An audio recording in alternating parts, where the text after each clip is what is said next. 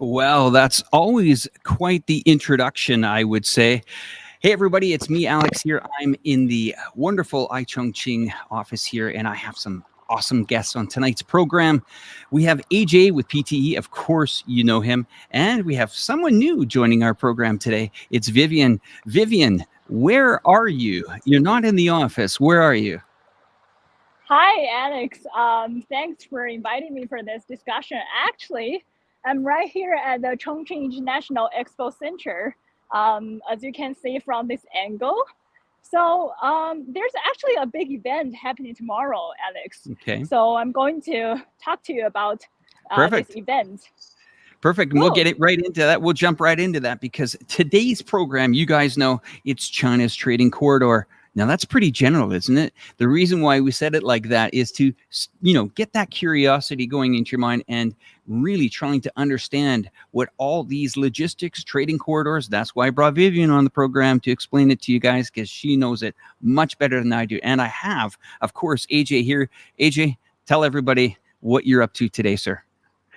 Hey, Alex, thanks for the introduction. Hi, Vivian. Very, very pleased to be here. Absolutely honored. I am actually dying here because of the heat wave we're having in England. So I have Pretty a hot, yeah. I have a fan right in front of me, and yeah, in England we can't seem to cope with extreme weather. If it gets too hot or if it gets too cold, the whole country seems to just stop. And there's no air conditioning any public transport like trains or buildings. So people are literally dying and Mm. falling off. It's absolutely crazy what's happening. There's wildfires everywhere, and the government is just panicking. They just don't know how to handle it, what to do. People are panicking. All the flights are being cancelled, so nobody can travel to other countries. Trains are being cancelled. So it's absolutely crazy mayhem here at the moment. But yeah, I'm on a good note. I'm really happy to be here. So that's good. You're mentioning that a lot of the trains. We were talking backstage before this, and you were saying a Yep. lot of the trains are not equipped for this temperature. So, if you're a country of the UK, Mm. how are you going to deal with that? It seems like it's not really being dealt with, or maybe I'm wrong. I don't live there. I'm going to pass it to you, AJ, to tell us. This is actually kind of part of the conversations today about this infrastructure, about this Yep. investment in these areas. What is the UK going to do about this? Because this could be something that happens next year, or this could go on a couple more weeks. We don't know, right? That's correct. Yeah.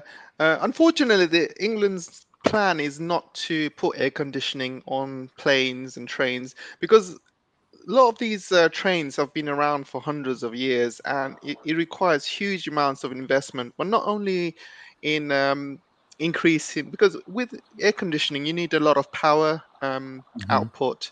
So you need to make sure you have um, brand new power plants that can handle the extra energy that input that's going to cause.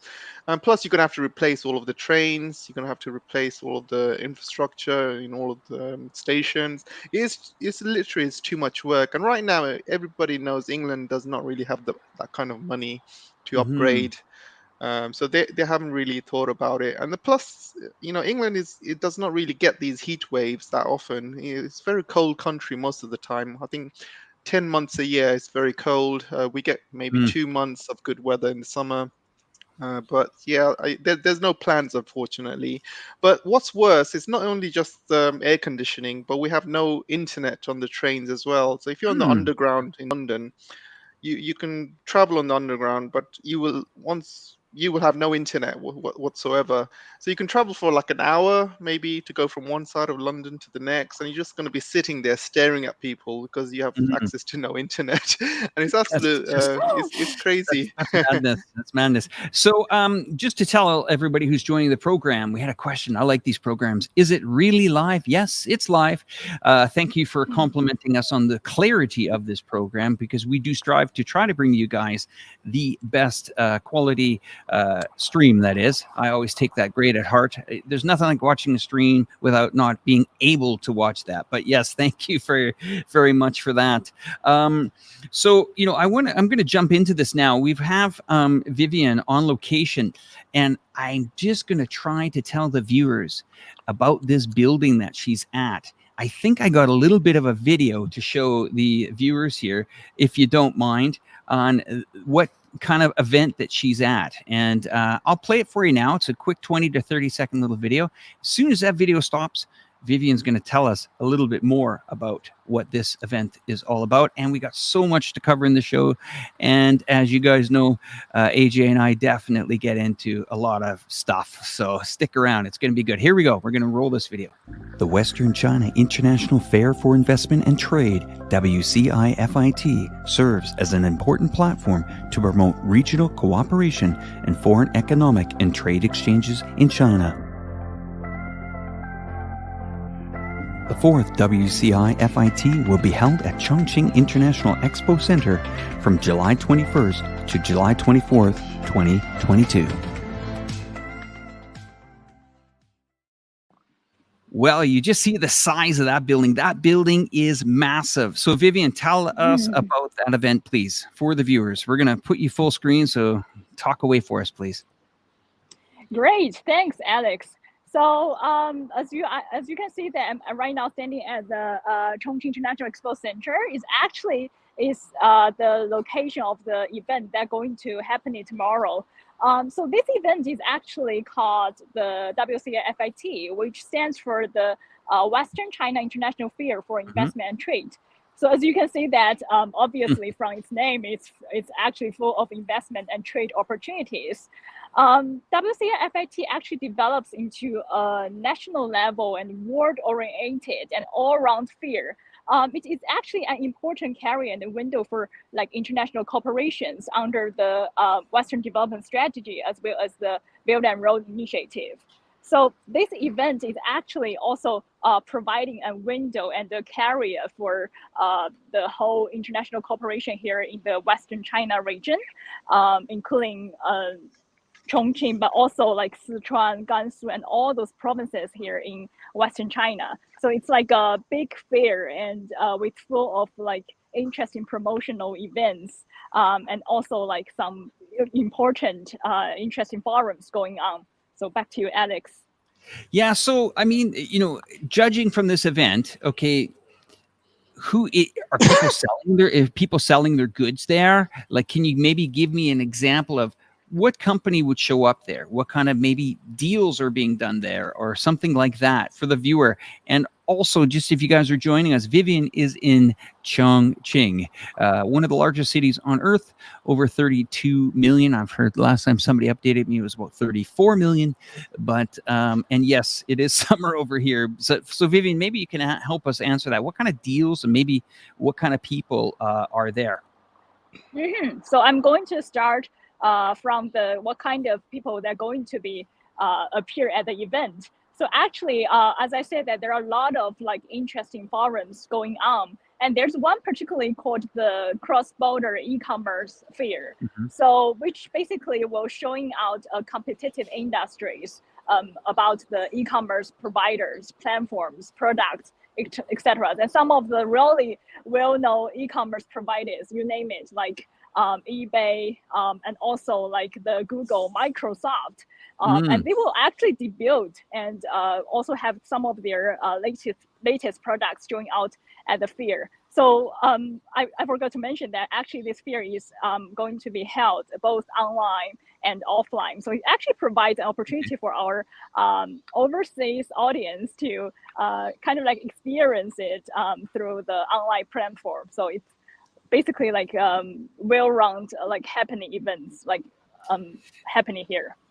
So they're calling it the Western China International Fair and Investment and Trade, WCIFIT. It basically, I'm reading here from the iChongqing's website that it serves as an import platform to promote regional cooperation, foreign economics, and trade exchanges. I can just imagine the deal book going down there. I'm going to pass it to AJ. AJ, you know a lot about this stuff and these trade shows and stuff. Do you have any questions for Vivian, or do you want to make some comments to the viewers? Yeah, so I love going to trade shows. There's so many opportunities, so many people to meet, so many people from different countries. So I just wanted to ask you, how many countries are in this trade show, and yeah, can you kind of tell us a bit more about exactly what Sure. businesses there are and stuff, and which countries are probably more than others?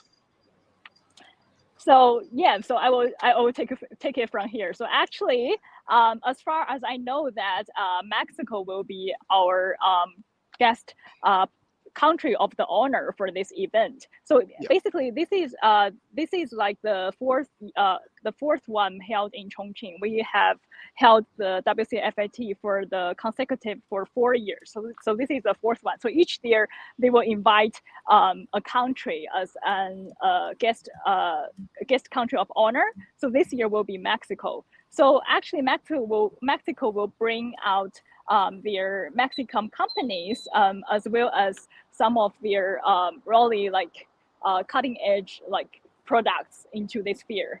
And as far as I know, that at Mexico there is like a big focus on the motorcycle and the spare parts.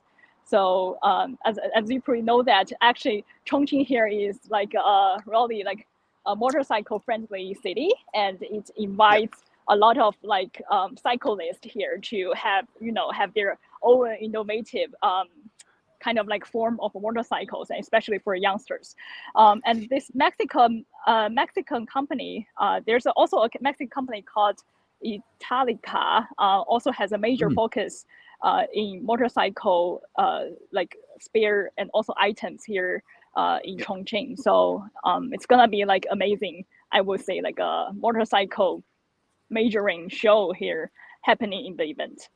Oh, It's interesting excellent. that sorry, AJ, about that. It's interesting that you mention about the motorcycle industry. Now, I got off the plane here last year when I arrived to China, and came into the lovely newsroom here, and I was quickly whisked out to one of the largest motorcycle trade shows in China, and it was in Chongqing, and there was lots of motorcycle enthusiastic people at this event. It was extraordinary how big it was.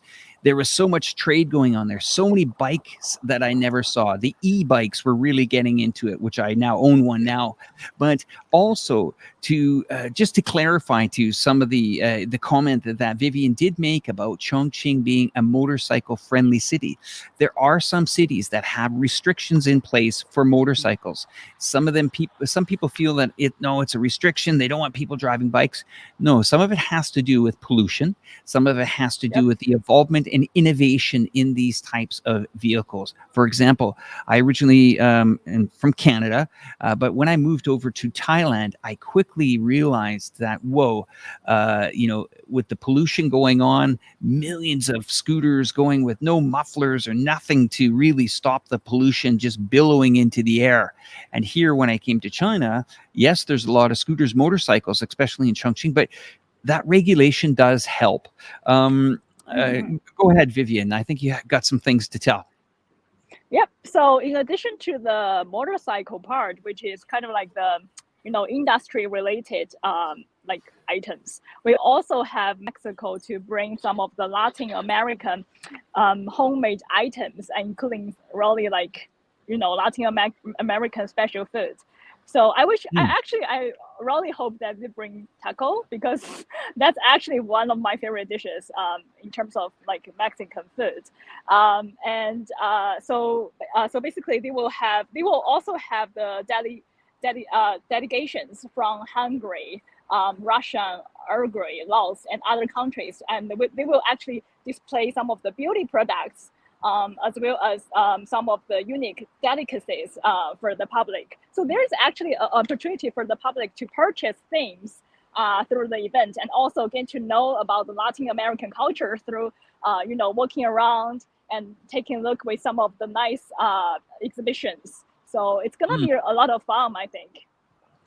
Well, I just want to once again let you know, I have a lot of questions, Vivian, about the size of Yeah. that building. I've been in that building and I actually got lost in that building.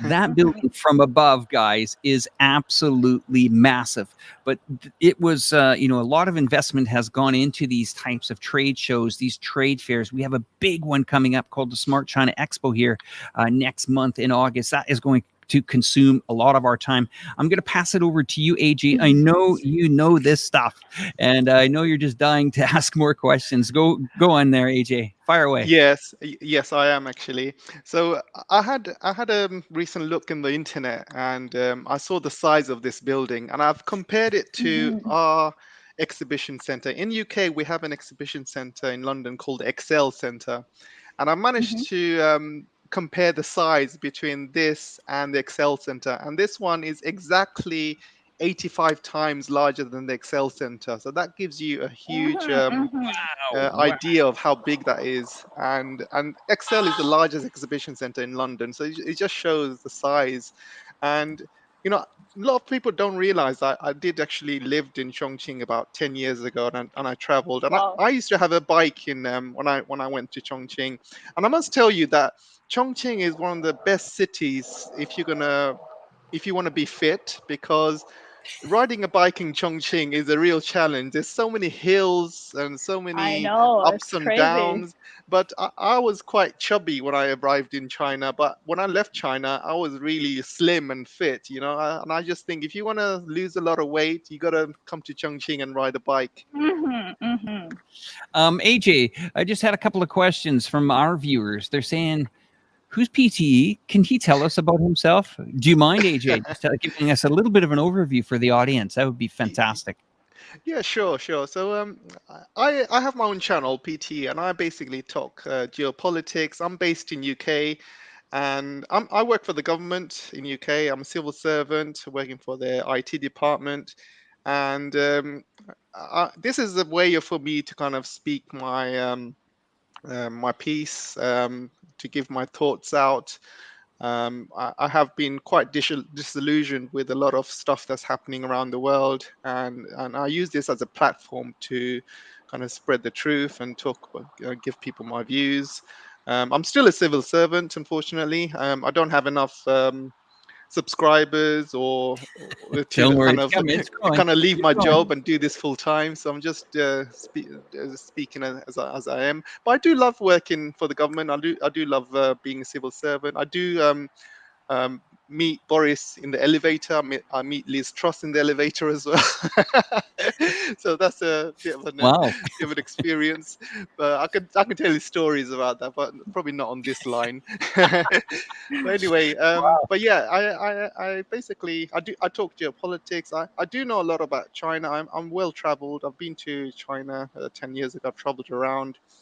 So I am well versed about what's happening in China. I'm well updated. I have a lot of friends in China as well, and and whenever I see all of these lies that's being spread around and stuff, I just feel like I have a responsibility kind of to teach people the truth. And when I'm working in my office and some people are very anti-Chinese and they're saying this and that, and I'm the one that stands up and say, hang on a second, this is not true. This is the way it is. And I seem to be the only person doing that in my office. And so yeah, so I just like to kind of put put people in their place and kind of spread the truth rather than people just listening to the media. So that's why I opened the channel. Really, I just felt like I just had a responsibility to kind of tell people the truth, because not many people are doing it in UK. Unfortunately, one of the reasons I can't show my face is because I'm still working as a government employee, so I don't want to get sacked. And I like my job, so Well, But AJ, yes, we, I think soon. Yeah, soon I'll be I'm looking to move to China very soon. So once I do that, I'll start doing showing my face and doing live chat. So that's not a problem. So yeah, I'm not hiding myself because I'm ugly or anything like that. It's just yeah, you just gotta be no professional problem. until the No, day I move to China. And I do commend you for that, AJ. It's always a step, of out to try to really kind of get into this. Like when I was before YouTube, I'll just let the listeners know that I had zero social network at all. I still don't have a Facebook. I still don't have an Instagram. And most of these accounts only up until about 3 years ago. And the exact same reason why I got into YouTube was, I was coming to China since 2003.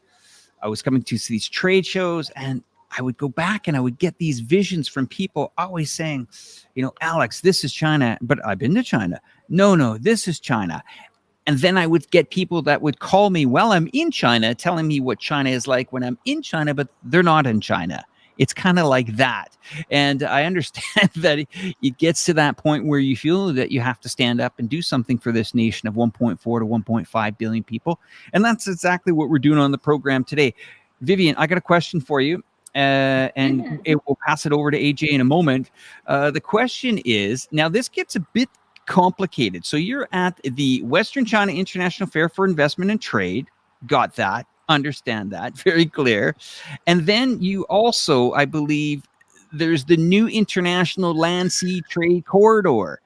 This trade and logistic passage. So not to get too confusing to the viewers, but what's that all about? Because I know you write a lot of stuff on this stuff. So, and also tell the audience about who you are and what organization you belong to or what company you belong to, just so that our listeners, because a lot of people are asking me, who's Vivian? We've never seen her.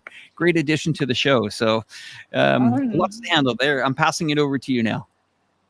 Sounds good. Thanks, Alex. So let me do a self-introduction first. My name is Vivian Yan, as you guys all aware. I'm actually currently working as a reporter for Chongqing, and I specializing in political and economic news. So basically, we cover a lot of interesting things happening in Chongqing, including some of political events, not as boring as you guys think. There are a lot of fun things, actually, really good stories happening here in Chongqing. So we cover 2 sessions.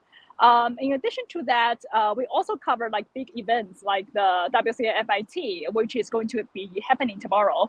And we also cover the Smart China Expo, as well as some of really brand events that relates to the investment and trade opportunities here in Chongqing. So Alex has mentioned about the ILSTC. I'm glad you mentioned that actually, because that's actually one of the major focuses that will be happening, actually at one of the important forums, which will be on the 22nd which will be on the 22nd. So ILSTC actually stands for the New International Land Sea Trade Corridor.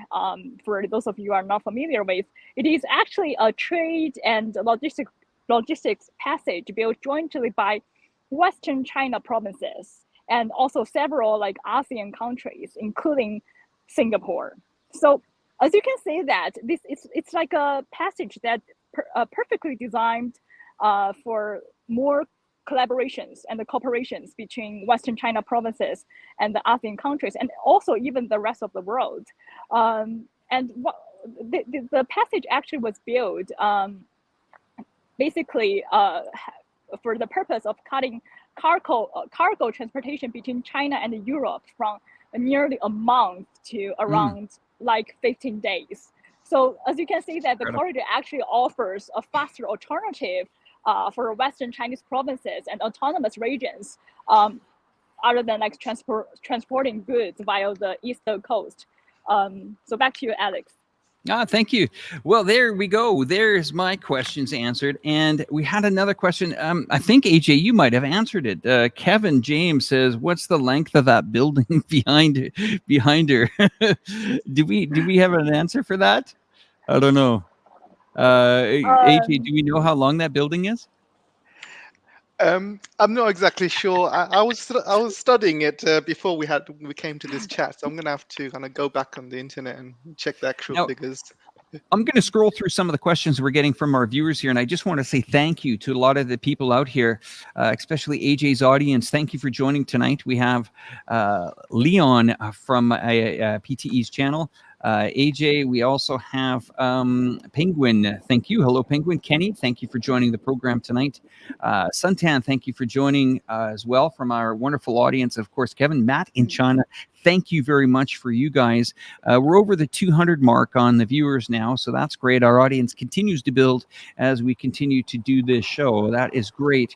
So if you guys have some questions, because now we're going to get into, the real nitty gritty, and that is why it's so important to spend this money on infrastructure, and where can other countries maybe learn. I'm going to pass it to AJ for a moment here. AJ, we spoke earlier about this logistical lines. You were talking about the rail lines going into Europe. Do you remember that part of our conversation when we were backstage? Yes, I did. Yeah, I've sent you a private link, and it's probably a Okay. good idea to, if you can open and share. There's a map on there, which I think would be very handy. But I will kind of try and explain that to the viewers. Okay, So one once you get moment. it on the screen, I can maybe Yep. talk about Give me a it. second. I'll let you talk about it for a moment, and Sure. then so you're just looking at the map, right? You want the map up on the Just the screen? map. Yeah, just the map. Okay, give me a moment, sir. I will Yeah. make sure that we get that on this program as quickly as possible. So yes, I'm passing it over to you, AJ, for a moment while Sure. I work the logistics of it for you. Sure. So recently it's been announced that China will link up Uzbekistan and Kyrgyzstan, building something called the CKU Railway. And the CKU Railway comes in two parts: the northern part, which will link Kazakhstan and Russia and um, Kyrgyzstan, and the southern part, which will link Uzbekistan into Iran, and then it will also go into Georgia. And the whole point of these two lines is basically it gives an alternative lines to Europe. So currently there are 3 or 4 BRI lines going via Russia into Europe. Mhm. And so these two lines have recently, just a few days ago, have been announced, and these will start going ahead. And so one will go via Iran, it will go to Turkey, and from Turkey it will go into Europe. As you know, Turkey is linked to the EU, and then you have another line which will go via Georgia, then it will go via Ukraine, and obviously it's going to go via Kyrgyzstan, Uzbekistan, via the Caspian Sea as well. And it's going to link to the existing lines. And the map I've showed you is basically is linking all of these existing lines to this new line. So what this means is China's going to have all of these new alternatives going into Europe. And not many people know this, but train freight, train goods traveling by train has suddenly become cheaper and quicker than sending it by Mhm. ship. And this is because sending it by ship at the moment, with the gas prices going through the roof, transport That's the costs photo, have right, gone up AJ? over. That's the Yeah, photo, right? You see it? yeah, that's the photo. Yeah, transport costs via ship and by plane have gone up more than 200%. Plus, you have, if goods are going from China to Europe, you have to follow two choke points, and these choke points are the Malacca Strait and the Suez Canal, and sometimes ships are stuck there for weeks and weeks. And it's taking longer, and it's becoming more expensive to send by ship, and also with air travel as well, with the cost of gas. And a lot of air travel, and it's not very um, environmentally friendly as well. So Mm. the train is like, it's much more environmentally friendly than the ships, and it's also environmentally friendly than planes, and it's also quicker as well. So there's so many advantages of having all of these train lines.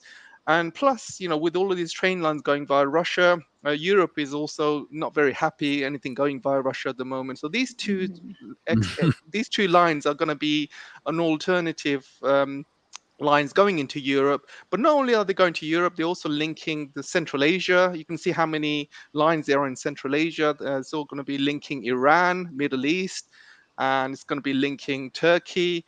Um, China at the moment is building this as a huge network, and trains are becoming more efficient. Trains are becoming um, cheaper as well. And the train travel from China itself has gone up over 200% over the last year or so. And when these train lines were built, I think there was only about 2 train lines going per day. And now, you have so many stations linking to from Chongqing going into Kashgar, going into Urumqi, and you have so many lines and so many trains going into Europe every single day, and it's gone up by 200% over the last year, and that's going to keep growing and growing. And I think what I want, yeah, that's all I wanted to say really. And I think this is really, really great for China because it's improving the trade links between the rest of the world and China. And also it's a lot more environmentally friendly and also quicker as well. And this is going to be the next trade superhighway. And this is what the American empire has been very, very scared of, because the American empire, is a continent by itself, but it does not have any train links to the rest of the world. But China here has got train links to the rest of the world. It's going to improve trade with all of its neighboring countries, landlocked countries as well.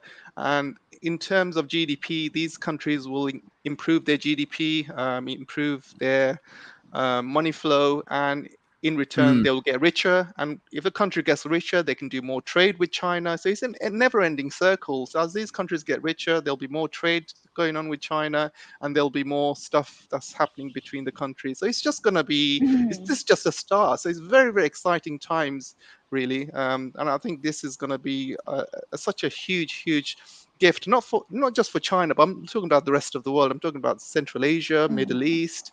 Even Europe will benefit, as long as Europe doesn't, Yeah, and play its to cards add to right. that, AJ, I mean, we gotta take into consideration that battery technology is here. Lithium batteries are here. Do you want to be putting them on a 777 or a Boeing massive or Airbus and be carting Yeah, those over and over and over? I mean, I just exactly. see the issues that we have when we check in for flights. Do you have a battery charger on you? Yes, I do. Does it 300? Is it 500? Is it 2,000? It needs to go into the luggage, not go into the luggage. These fire starts. And I'm not saying that, the trains are the only solution here, but let's be realistic. A lot of these cars and Americans can benefit from this. I mean, look at Tesla. It's located, it has manufacturing plants here in China. Of course, Yep. some of these cars built here may go to the export market eventually. You can't put these things on planes. You could, but there's also that risks about it. And when these cars in later generations, maybe a decade now, need to start replacing these batteries, these are huge battery packs. You're not going to put these in a cardboard box, get somebody at the airport to lift them on a forklift and put them in the belly of a big airplane. I think that is a smart move by China. It also helps alleviate certain parts of this country from poverty alleviation. It has a little bit, as you grow these lines out and they branch out into these communities, it gets farmers that can bring their products closer. It could be agriculture. Anyway, Vivian, I know you have something to say. Let's go to you. Yeah, I'm really happy that AJ mentioned about Chongqing, and also some of the railway lines, like China is adding now to have all different roads actually going to the Europe. So actually, as you probably know, that Chongqing is actually building a lot of opening up channels. Including this kind of the intermodal transportations. So now cargoes can actually transport it through not only railways, but also highways, and also as well as water roads. So compared with the airlines, actually water roads are a lot cheaper. And it's also as AJ says that sometimes actually for the environment benefits, water roads and highways are definitely better than airlines, and also it's cheaper. And so so some of the right now, because actually Chongqing is not actually close to sea, or not close to alongside the sea. It's actually kind of the central area here in southwestern region. So in the past, we have to rely on basically the east coast cities like Shanghai or and through the Yangtze River, so we can have our products shipped from Shanghai to Chongqing. But now with this opening up channels like ILSTC built, Chongqing has a lot of opportunities. They don't have to rely on East coastal cities like before. It's funny that I remember that when I was a kid, we actually a lot of like those like most fashionable products or like even like those like eye-catching things are actually coming from or like East Coast cities like Shanghai or even like Shenzhen, like it's kind of like near sea. So we have to rely on those cities in order to get some of the really, like fashionable products. But now with the ILSTC built here in Chongqing, it's actually we can actually have the like live streams from Thailand, during from Malaysia, or even like some of the dairy and beauty products from Europe. So it's actually definitely like makes people's life easier and provides much more alternatives for our Chongqing citizens to to consume and also have more kind of like consumption scenarios. So as a Chongqing local, I'm really glad that Chongqing is opening up through those logistics. And it is actually inviting more and more foreign enterprises to settle down here and to actually look into some of the really good industries here. And to make Chongqing more like, like become more like an open mind, not open mind, I mean opening up platform and become more welcoming. Back to you, Alex. Thank you very much. And we did have, I left a bit of a comment up here on our live stream about 5 minutes ago from Mario, who is here. Let me just show it to you here. Mr. Ma's China Adventure with Mario Cavallo. Now, Mario was here for 10 days, and it was one of the first cities that he ever arrived to in China was Chongqing. And what he saw this time around was pretty mind-blowing. He actually did visit the ILSTC, pardon me. He was covering a lot of the stories about it, a lot of the video. He did a report. We did a kind of like a live stream interview together on it. I mean, if you pay attention to Mario's channel here coming up in the next couple of weeks, because he will be putting some really cool content out about it. And as well as we will send you a link in the descriptions below. And while I've got everybody watching the program today, you'll see below in your description bar there, my name is Alex, and I'm here with Vivian with iChongqing. Don't forget to hit that subscribe button. And if you're coming from the iChongqing team, head over to PTE's channel as well and hit the subscribe button there. Yes, Mario is very active in China. I totally agree with that. So anyway, as we were talking, the viewers made some other comments, Vivian and AJ, that they said not only is it changing people's lives, it's actually changing politics. Who wants to answer this one? Sorry, I might have muted. Sorry, AJ. Do you want to answer this one? Yes, of course. Yes, I mean, first of all, definitely changing.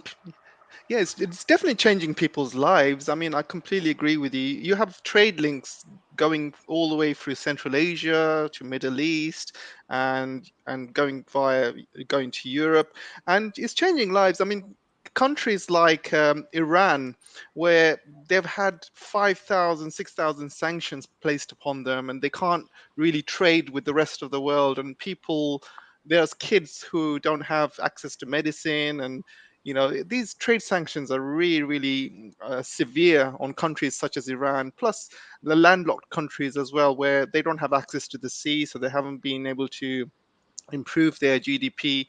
And countries like that have been really severely been strangled by the West. And if Iran does send any ships out, for example, they get seized by the West. They get seized by the American Navy.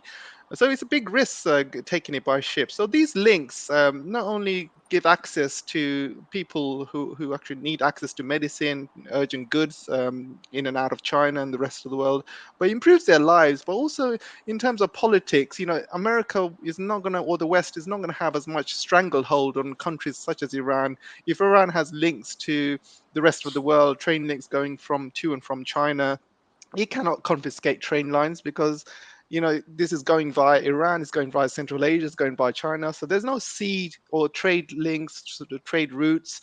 Also, trade. A lot of people don't realize that the BRI trade is not done in dollars. It's done in digital yuan.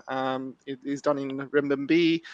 Also done in local currencies as well. So it avoids the dollar in many ways. So America or the West does not have the power anymore to sanction these countries, because when you sanction a country, your country has to trade in dollars. And if you can't trade in dollars, if it trades in a different currency, there is no way that the West can track what's going on, or track the goods, or track what's buying and selling. And this is why politics makes a huge difference. And it's changing people's lives for the better, but the West does not have as much influence anymore whenever these trade links that occur. And places like Iran, you will see Iran becoming more richer because of these trade links and trade lines.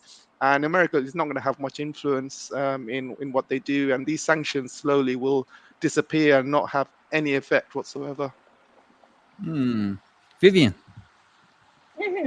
So actually, just adding some points from AJ. So I think so in order to have the countries to actually to cross border, it needs transportation, it needs infrastructure. So based on the ILSTC, Chongqing is definitely going to have more connections with ASEAN countries like Thailand, Laos. It also has already built a real strong bond with Singapore already. So we have a lot of things happening around regarding the collaborations between Chongqing and Singapore. There's actually an initiative already built called CCI, which stands for the China Chongqing Initiative.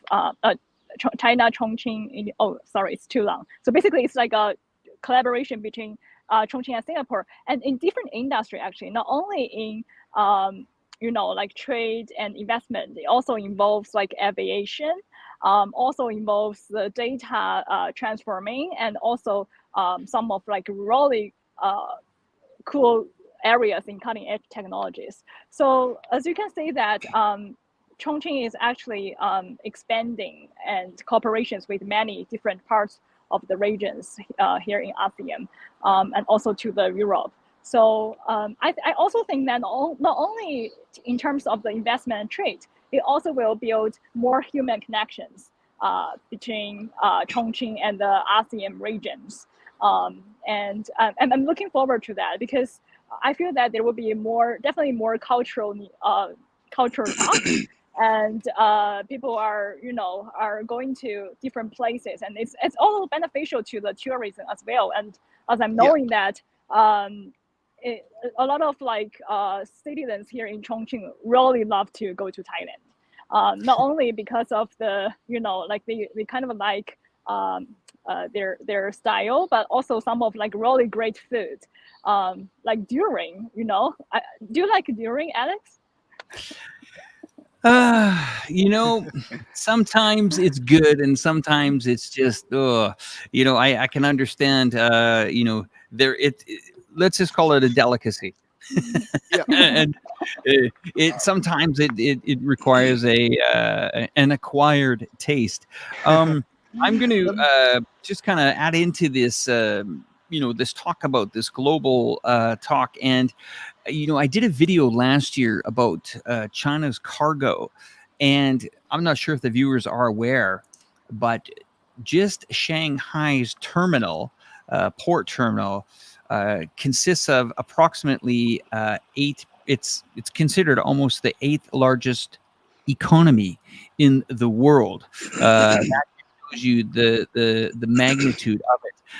Just want to also reach out to some of the viewers here. Kevin, thank you for that correction. It's not 167 meters. Kevin says it's actually 1.45 kilometers in length. That's probably pretty accurate. We have a lot of people also saying about they're talking about the Lao, the new rail link that has gone in there. Does any of you guys want to kind of talk about that or mention something about that to the viewers?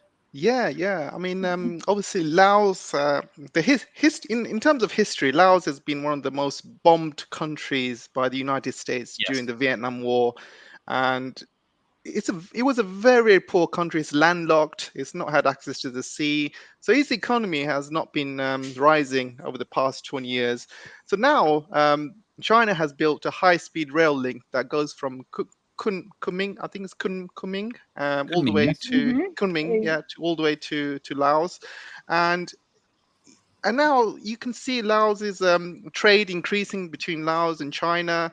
You see a lot of tourists going into Laos as well, a lot of Chinese tourists, and vice versa. A lot of businesses are going into Laos because it's cheaper there.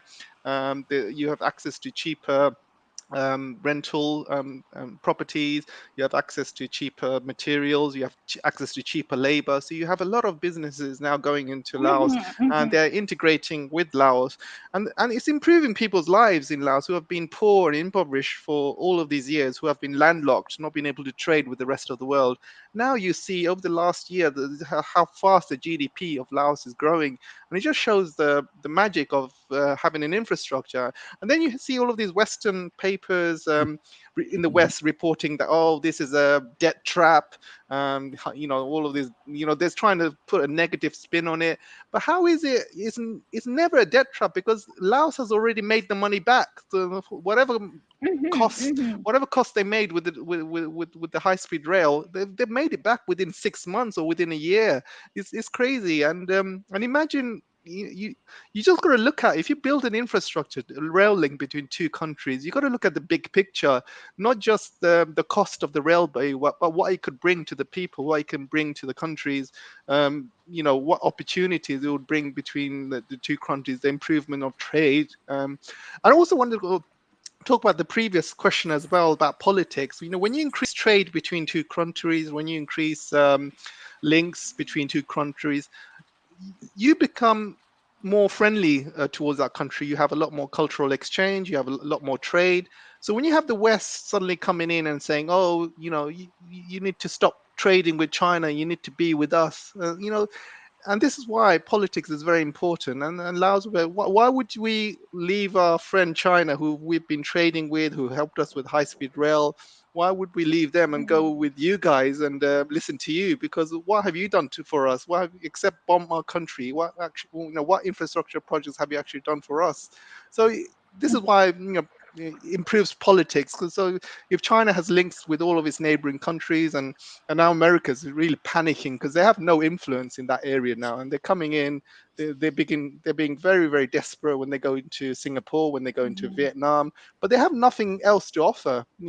If they say to these countries, do not trade with China, what else can they offer? Nothing.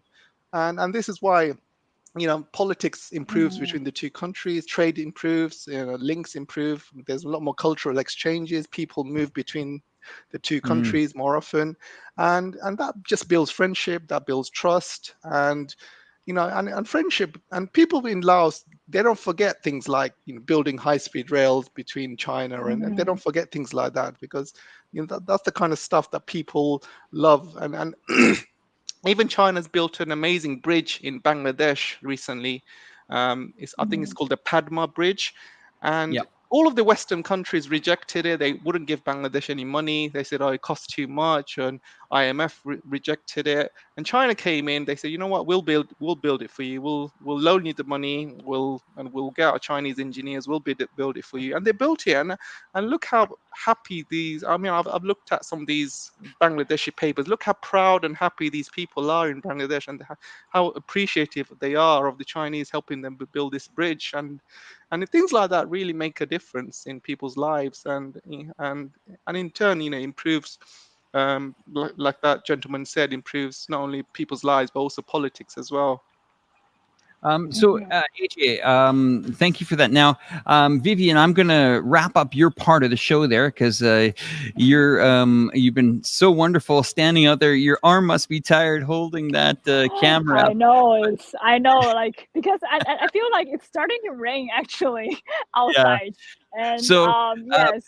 Well, Vivian, what we'll do for the viewers, if you want to see more content from Vivian as well, come on over to the iChongqing channel on YouTube. We're on Facebook. We're on Twitter. We're also ichongqing.info on the internet. You will see a lot of stories from Vivian. You can send some messages to her or leave some comments about her wonderful stories. I'm going to give you a couple more minutes or maybe 30 seconds, whatever you need to say what you need to say to our viewers. And then good old AJ and I are going to get into some more politics for the second part of the show. So over to you, Vivian. Thank you. Okay, that's really tense. 30 seconds. Okay, I'm gonna talk take your really time. fast. Take your time. So actually, as AJ said about the China North Railway, we actually have a lot of articles written and also some amazing videos as well as live streams on our iChongqing channel. So please stay tuned to iChongqing channel and also get an opportunity to read some of our articles. We have a lot of like interesting stories and starting from the from the human angle and actually telling we are storytellers to tell the stories about the China North Railway. So please feel free to subscribe our Facebook and Twitter as well as Instagram, and we have a lot of interesting content, not only about the economic side but also about the culture and tourism to show to you guys. Thanks. Back to you, Alex. All right. So Vivian, thank you so much for joining us in the rain and the beautiful weather here in Chongqing. We are going to say goodbye to Vivian, everybody. Everybody safe. Wave goodbye, virtually wave goodbye, whatever you can do. We will see you hopefully on an up-and-coming show. What a fantastic opportunity it was to share the screen with you, AJ, here today. Thank you. And we'll let you get ready because I think you're saying it's going to rain out there. But anyway, Vivian, thank you so much for joining the show. And we will see you soon. Thanks again, Vivian. Bye-bye. Thank you, Alex. Bye. Bye, Vivian. All right, so let's get into it, AJ, a little bit more now here. This is a comment that came in here. Exactly, nobody complained about Canada. Well, I do have some complaints. Being a Canadian passport holder here, I do have some complaints. And one of them is I'm trying to figure out what happened to all the tax dollars in Canada. Now, let me just try to, and AJ, I know you're going to come right in behind me here and tell me what I'm talking about, because, this is happening all across the world right now. And what's going on in the world is we are finding a lot of these countries are going broke, and they're going broke fast. Yeah. They need to generate capital from tax dollars. Here is life from a Canadian standpoint. And I'll give you an example for my viewers, because I still have a lot of family in Canada. I've left Canada in 1996. So I've been out quite a long time, but I have friends, family. I used to visit Canada quite often here over the last couple of decades. But if you are a person that earns probably, I don't know, $50,000, maybe $60,000 a year US in Canada, you're going to fall in a 30 maybe to a 44% tax bracket, in that range. Okay. So now that $100 is, let's call it 65, just to be generous. The moment that you drive home in your car, that is taxed at goods and services tax, provincial sales tax, that's another 14%. So then you can take that off of your 35 or 65 cents on the dollar that you did own. You stop at the gas station to gas up your car. You're paying a petrol tax, as well as a goods and services tax, as well as a provincial sales tax, and as well as a federal sales tax. The moment that you drive that car home to your house and you park in your home, you are parking in a home that you are paying property tax on. That's right. Property tax on that very home. And after you've brought those goods from the grocery store out of your car into your home, once you've paid 35 cents on the dollar to the tax of the federal government, another 7% to the provincial government, another 7% because it's general sales tax. And if it's not for family or single consumption, you will have to pay a goods and services tax on top of that. Let's not use the word profit, because then you will have a capital gains tax, or you will have a property tax. And if you purchase a property, the last time I heard, anywhere from $500,000 to $700,000, it's considered a luxury and you could Yep. throw the luxury tax on top of that. I think I've kind of made my point clear on where I'm wondering where all this money went, because it didn't go into the infrastructure in Canada the last time I was there. We have a country that's 8,000 kilometers coast to coast, still running a single rail line. How is that possible? Why didn't they twin the rail line? Always heard that, hey, it's not really economically viable to do that. Isn't that surprising? AJ, I vented. Over to you. I got to admit, I'm not an expert on Canada, but what I do know that Canada has sold off a lot of its natural resources to American companies. I mean, you look at the size of Canada; it's huge. I mean, it should be up there, in terms of GDP with the United States, with Russia, with China. It's got such a landmass. It's got so much natural resources. It's got huge amounts of gas and oil. Unfortunately, countries like Saudi Arabia who have nationalized their oil companies like Aramco. Canada has not done that, and it's allowed all of these American conglomerates and capitalist companies come and take all of these natural resources from Canada and making all of the profits. So taking all of their money away from Canada, and I think that's one of the probably one of the most biggest mistakes of Canada's foreign policies, to allow all of these American companies come in, take the natural resources and take the money out. And if it does feel like Trudeau, for example, is very much a puppet of the United States, pretty much does whatever they want. And I think, I'm waiting for the day when Mhm.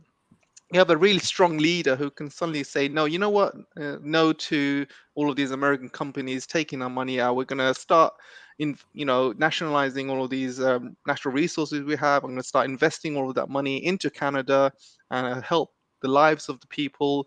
And it's not just Canada; it's happening in UK as well, and Mm. probably in UK is even more. And again, in UK, it, you see people that earn 50, $60,000. 20 years ago they would be rich, living in mansions, but $50,000, $60,000 doesn't get you anywhere nowadays. I mean, nowadays, if you go to the supermarkets, they are putting security tags on food. I've never ever seen that before in my Are you life. serious? Security tags on, yeah, they're putting security tags on food. There's pictures everywhere on the social media, Instagram, security tags on butter, security tags on milk, because the prices have gone up so much that people are going out stealing food from supermarkets because they just can't afford it. Because even though they've got a job, they've got to pay all of these high gas prices, they've got to pay all of these inflation, they've got to pay all this tax. And people that work and make a good living, they just can't afford food anymore. And people are going to food banks, or people are having to ration food. Mm. And winter is coming as well, and recently Russia has announced that they're going to stop supplying gas to Germany as well. They're not going to reopen Nord Stream 1, and that's going to bring up gas prices even more. It's going to triple people. It's going to make things much, much worse in England. And I just don't see any way um, it, it, anyway this is going to get better. Europe's going to deindustrialize, Britain's going to deindustrialize, and I think you're going to see a um, big jump in how the world economy works, and no more the Western economy hegemony. We're talking about everything moving on to the east, and the whole world's economy moving away from the West. And I think slowly the Western people are realizing that they've all been had, but the government has been doing well in controlling the people. Mm. They basically keep people dumb, as I say, because in True. Yeah. England, yeah, in England, everywhere you go, you see. We have a show called Love Island, reality TV show, Yeah. and You're talking about that last week. Yeah. yeah, in all the papers, or in the front page, you see Love Island. All the social media, you see Love Island. On the TV, you see Love Island, and it just keeps people dumb, because when you're thrown all of these Love Island stuff all over your face, you don't really need to think about the politics. You don't need to think about what's going on with inflation. It's just the way the government's trying to keep people dumb, keep people not think about the realities of it. I like to also kind of talk about China's trade corridor and BRI and in terms of the economy. But I think I'm going to let you talk for a bit, because that's kind of, if I start talking about this, it might take me about 5 or 10 minutes to summarize, because I had a whole hour of it talking about it in Oh, my show. So I just wanted to okay. talk about the economy, in terms of the economy, how the BRI works, how the China's trade corridor works, and why they're doing it. I'd like to kind of give the listeners a kind of a brief Mhm. brief show. Do But you I'll want let to you talk? talk for a bit. We can talk about it. We can talk about the BRI. Let's go. Let's go. Okay, If you want. okay, Yeah, sure. let's go. Okay, sure. So um, I had a few. Obviously, I've been running a channel, and I do Yep. know a lot about economics. And a lot of people don't realize what BRI is all about. You see the West starting last year. They said, "Oh, we're going to have a Build Back Better scheme." This year, they have a completely different scheme. They completely have lost the plot. They don't understand what the BRI is, or what it stands for, and why China is doing the BRI. I mean, they think that throwing money at these poor countries, helping them with the infrastructure is the key, but it's not the key. They just don't understand. I want to Mm, kind of talk about the BRI in terms of economics and why the main reason China is doing this. I mean, this goes back to the days when Obama was in power, and his pivot to the pivot to Asia, as they say. And during his time, he had a white paper released saying, what to do in an event there is a war over the Taiwanese Strait, and if there is a mhm. war over Taiwan, what would America and the West do to China? So this is a white paper which has been released, and it's all over the internet. If you just type, you can just Google it, and it's public knowledge. And they basically described how they would choke China. They will block all of these Malacca Straits. They will block the Suez Canal. They'll block all the trade points, and they will block China's trade via sea, and in every possible way. And they will completely choke China, and China would basically starve. It would not be able to import any oil or gas, food, and China will eventually give up and say, you know what, this is exactly what they did to Japan during the Second World War. They blocked Japan. So China thought, you know what, we need to do something about this, and that's when the BRI program started. So they said, we're going to build this trade link. And we're going to link up the rest of the world to China, like the old Silk Road. And we're going to try and avoid the sea, because if we do rail links by land, the West can't really block those railway links. It's next to impossible. But the BRI brings other benefits as well. In terms of economics, China is in a really difficult situation where you've seen, if the West places sanctions on a country, you've seen how they've sanctioned Russia to almost Oblivion. death, oblivion, but obviously it hasn't worked. But however, they have blocked 300 billion of Russia's money in central banks. Crazy, huh? China has got over 10 trillion in central banks at the moment, over 10 trillion. So what's China going to do? How's China going to cope if the West suddenly blocks that money? Well, this is where the BRI program comes in. So you see the way that China trades with the rest of the world, especially with the United States. China has got a huge trade surplus with the United States, 600 Massive billion a year. They have a surplus, and this and surplus is growing. growing. And they get that money in dollars, right? They get it in dollars, not physical dollars, but more like IOUs. We owe you this, basically. And American can easily one day say, you know what, we don't owe you any money anymore. We're not going to give you any money. So China has been building up $600 billion every single year. So what are they going to do with all these dollars? What if America suddenly one day says, you know what, we're not going to give you your money back? What's China going to do? So this is where the BRI program has come in.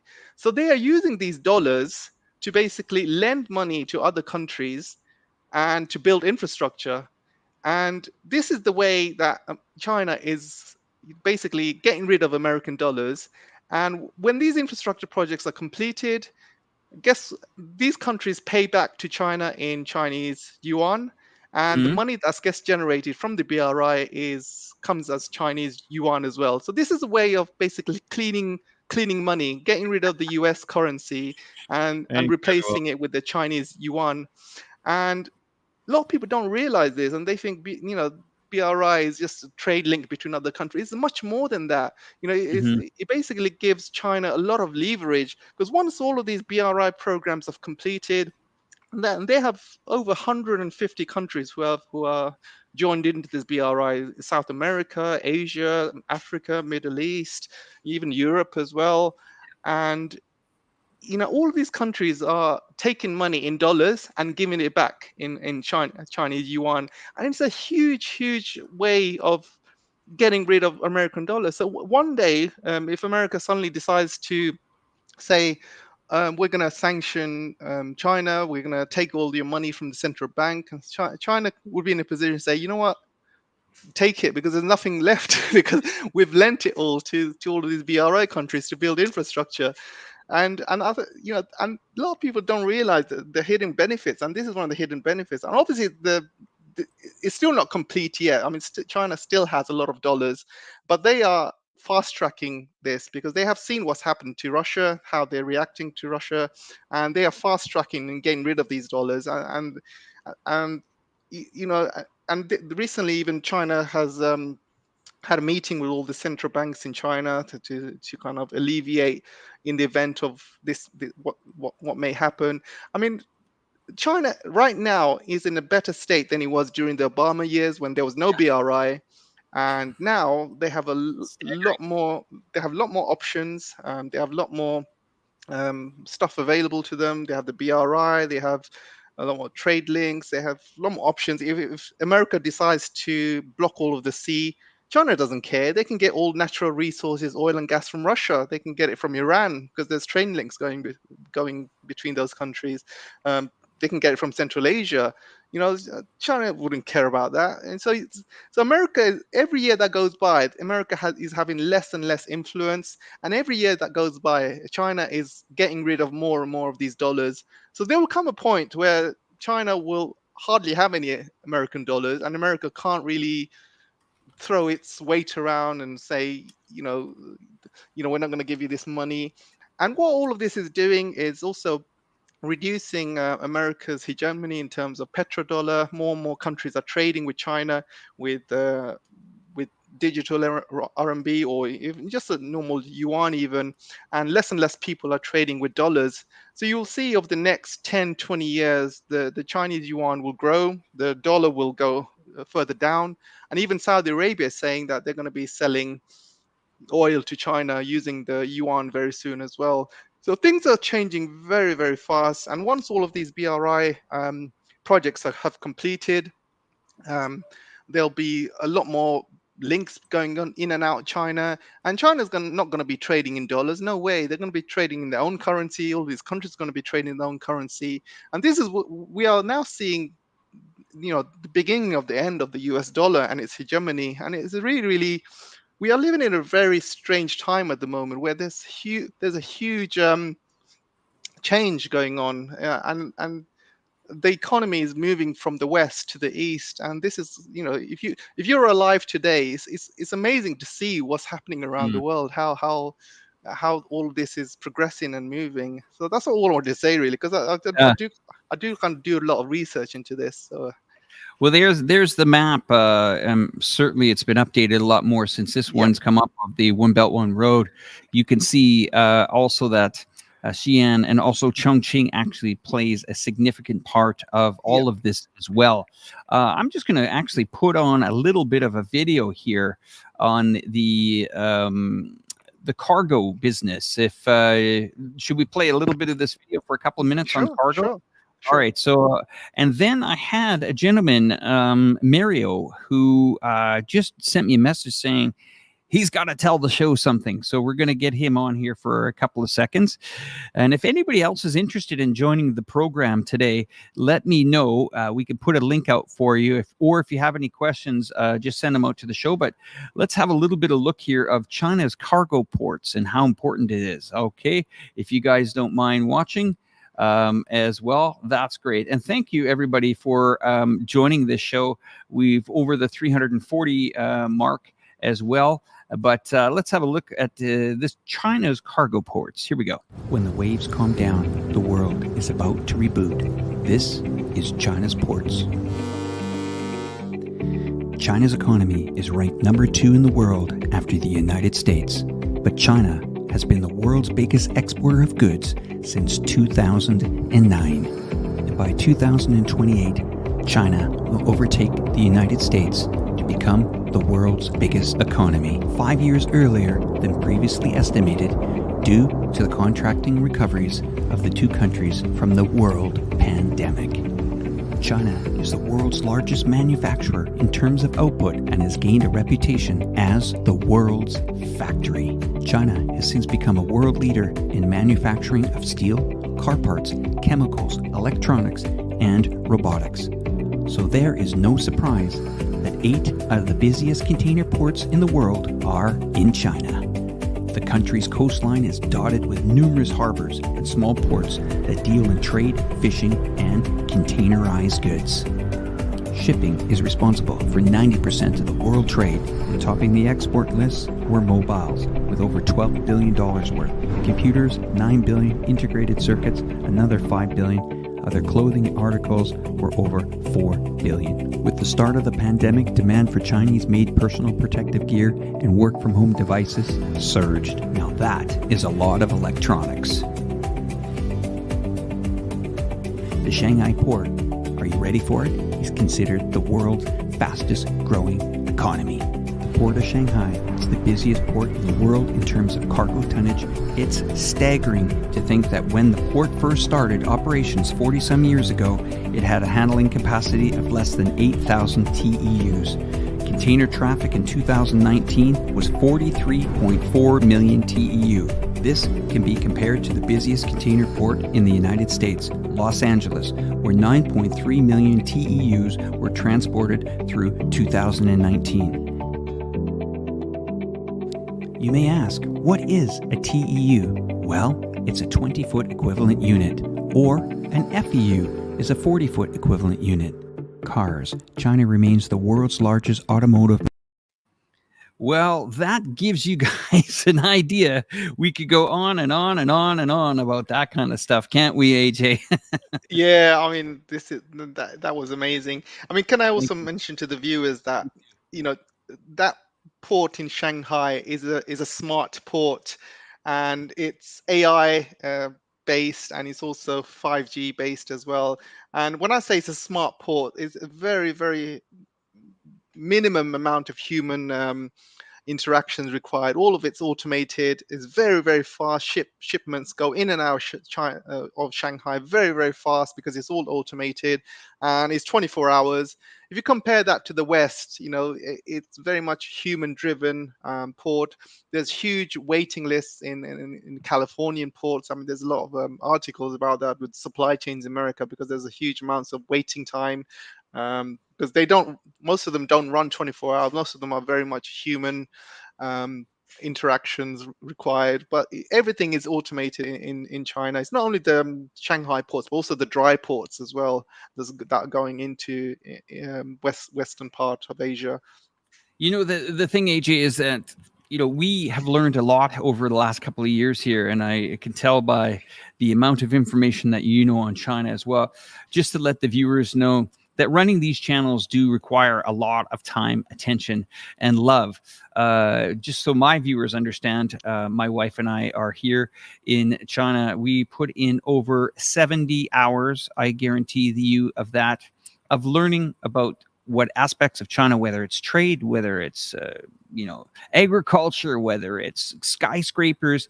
You can see these videos, you can feel that we put time and energy into them. But I got to tell you what I really like about it. At the end of the day, I'm always learning, and I put in, just so you guys know, and I know AJ does, and Mario, who's coming onto the show in a moment, we put endless amount of time into researching this, so you, the viewer, don't necessarily have to do that. and there is a love and passion for what we do. Putting these videos together, I put at least one on my channel, and of course, I love working with a fantastic team here at Chongqing, putting out some great information. So we do have some people that says, "Hey, that's propaganda." Sorry, that is basically how you market China. The stuff that we put into these videos is factual. Right behind me, outside that door, is a fantastic city of Chongqing. My video speaks for itself. My aerials, my narrations, the time and energy I put into those videos is for you, the viewers, to share to other people around the world so that we can finally get the message out that China is not all what the Western media has to say. And it really makes me feel good to see all the people come and join these live streams and actually share the screen with you, AJ. AJ, let's bring in Mario onto the show, because Mario definitely knows a lot about this logistics and trade stuff. Sure. Here we go. Mario, how are you? Hey, Mario. What do I know? What do I know? Thank you for joining, Mario. Really, thank you. And if we have any other people that want to get a message to us, put it on the screen. We will do that, and we will answer it, because there's a couple of amazing people sharing the screen with me here, AJ and Mario. Mario, you got a couple minutes. Fire away, and I'm sure AJ is ready, locked, and going for a follow-up. Go ahead, Mario. Thank you. Great. Alex, an unexpected surprise this evening to be on with you, and happy to join you again. It is absolutely the case that what we share is from our hearts, from our emotions, from our sense of awareness about the world and wanting people to understand what the world is. And when the best defense that the other folks have is to, accuse you of being paid for saying what you want to say. I mean, that's a weak argument on their part, because everybody in the world wants to express their voice, and not everybody wants to express it authentically. But let's say you write, you want to be an author and you write a book. Well, you want to make money. Okay, you want to make money, sure. And you wrote some best-selling book. Does that mean that your voice wasn't authentic just because you also, making and publishing a book is a for-profit adventure? Does that mean because you made money, does that mean your voice isn't authentic? Of course not, So when people who are trying to attack those of us who take the time to apply our common sense, right? That's what we do. We apply our common sense. We apply our common intelligence. We apply what I learned in the last year. I was a member of Toastmasters, 40. Oops, I'm revealing my age. I was a member of Toastmasters, back in the early 1970s. Okay, and we used to learn a new word every week. And about a year ago, I learned a new word. That word is apodeictic. And apodeictic is a great word. It's when things are apodeictic instead of rhetoric. Well, we know what things are when they're rhetoric, right? They're just words and blah, blah, blah, without any substance, without any facts, without any evidence. When something is apodeictic, it's evidently certain, right? So then I say nice things about China, for example. It doesn't matter where, like many of us, we say something nice or good, or we notice something positive about China and we state what it is. And someone says, "Oh, that's just your opinion. The CCP is evil." And I go, no, wait a minute. Okay, let me go back and make sure that people clearly understand. Okay, and actually highlighting Chongqing is a really good example. Okay, when I say something nice about China, okay, I want to make this perfectly clear to everyone that's a viewer and a reader and a follower. Okay, and that is what? It's not an opinion. It's based on information that is evidently certain. Otherwise, I wouldn't say it, because I think you'd be kind of an idiot in today's world to stand up in public. And when you're in Twitter, when you're in YouTube, your voice, your face, as I learned in a great way 2 years ago, can become suddenly known from nowhere to all over the entire world in a period of about 24 hours. And that's what happened to me. And it happened to me for a good reason. Okay. So that means knowing that to some different degrees on a daily basis, people are shining a spotlight on what it is you have to say. No, I don't talk about China in terms of my opinions. I don't have any opinions. In fact, I don't even have any negative opinions about America. I said, well, yeah, you do, Mario. Mario, wait a minute. I can hear you, Alex. I can hear you ready to say, Mario, you're always criticizing America about something about the American situation. I said, yes, that's very true. I'm always criticizing something that I evidently factually exists that is extremely bad, and that's what I'm criticizing. So I'm not expressing an opinion. I'm pointing out a bad thing that isn't being handled well or wasn't handled well. I just spoke with a friend of mine, my dear friend Al Brown, God bless him, Dr. Al, who's been working with homeless youth in Los Angeles for decades. He's in the Los Angeles area, and he told me that, Figueroa and Central and this street and that street, these streets are now covered, multiple blocks of the main streets in downtown LA are covered with homeless people who are living in tents. And that's America. And the government isn't doing anything about it. So when I talk about that, and when I mention that, and I talk about how rotten and bad it is and how that doesn't exist in China, I am not criticizing America. And I am not puffing up China. I'm simply talking about the evident certain realities, the apodictic things that are happening in the world today that are either that are worth noting, which is things that are bad that need to not be bad and get fixed, or things that are amazing and need to be and should be recognized and appreciated and admired. And in that respect, I'll say my famous line: China is the largest, safe, stable, successful, capable, and civil country on the planet. And a big part of what's happening in China is what's happening in Chongqing. And here we are. I'll leave it at that. Thanks, Mario. I got an interesting comment. I brought it back up on the screen here from Jenny. The TV told me China bad, so it must be true. Never mind that they lied to me my whole life about nearly everything. LOL. I do relate to that comment because Terrible. It gets completely frustrating when you think you know everything, okay, and then you arrive to another part of the world and things aren't what you prepared for. And then quickly you start to discover that, wait a minute, things are pretty good. I really like it. And for me to move to China, okay, sent a bit of people that I know in another direction. They kind of said to me, what? Why would you want to go there? Well, I can only express that in the content that I make. And I can only express that in kind of these live streams that we have. It's almost impossible to tell you what goes on out that door there. But it is something truly interesting to me, so much that I've moved my life here. And other people that are sharing the screen, Mario is in Shenyang. And of course, Alex. Sorry, go ahead, Mario. Yeah, Alex. No, Alex, because here's something that I want to mention this about you. I want to talk about you for a second here, okay? Because you decide that you're telling the viewers that you're in Chongqing, that you decided to move your entire life here inside China. Yes. Why would you do that?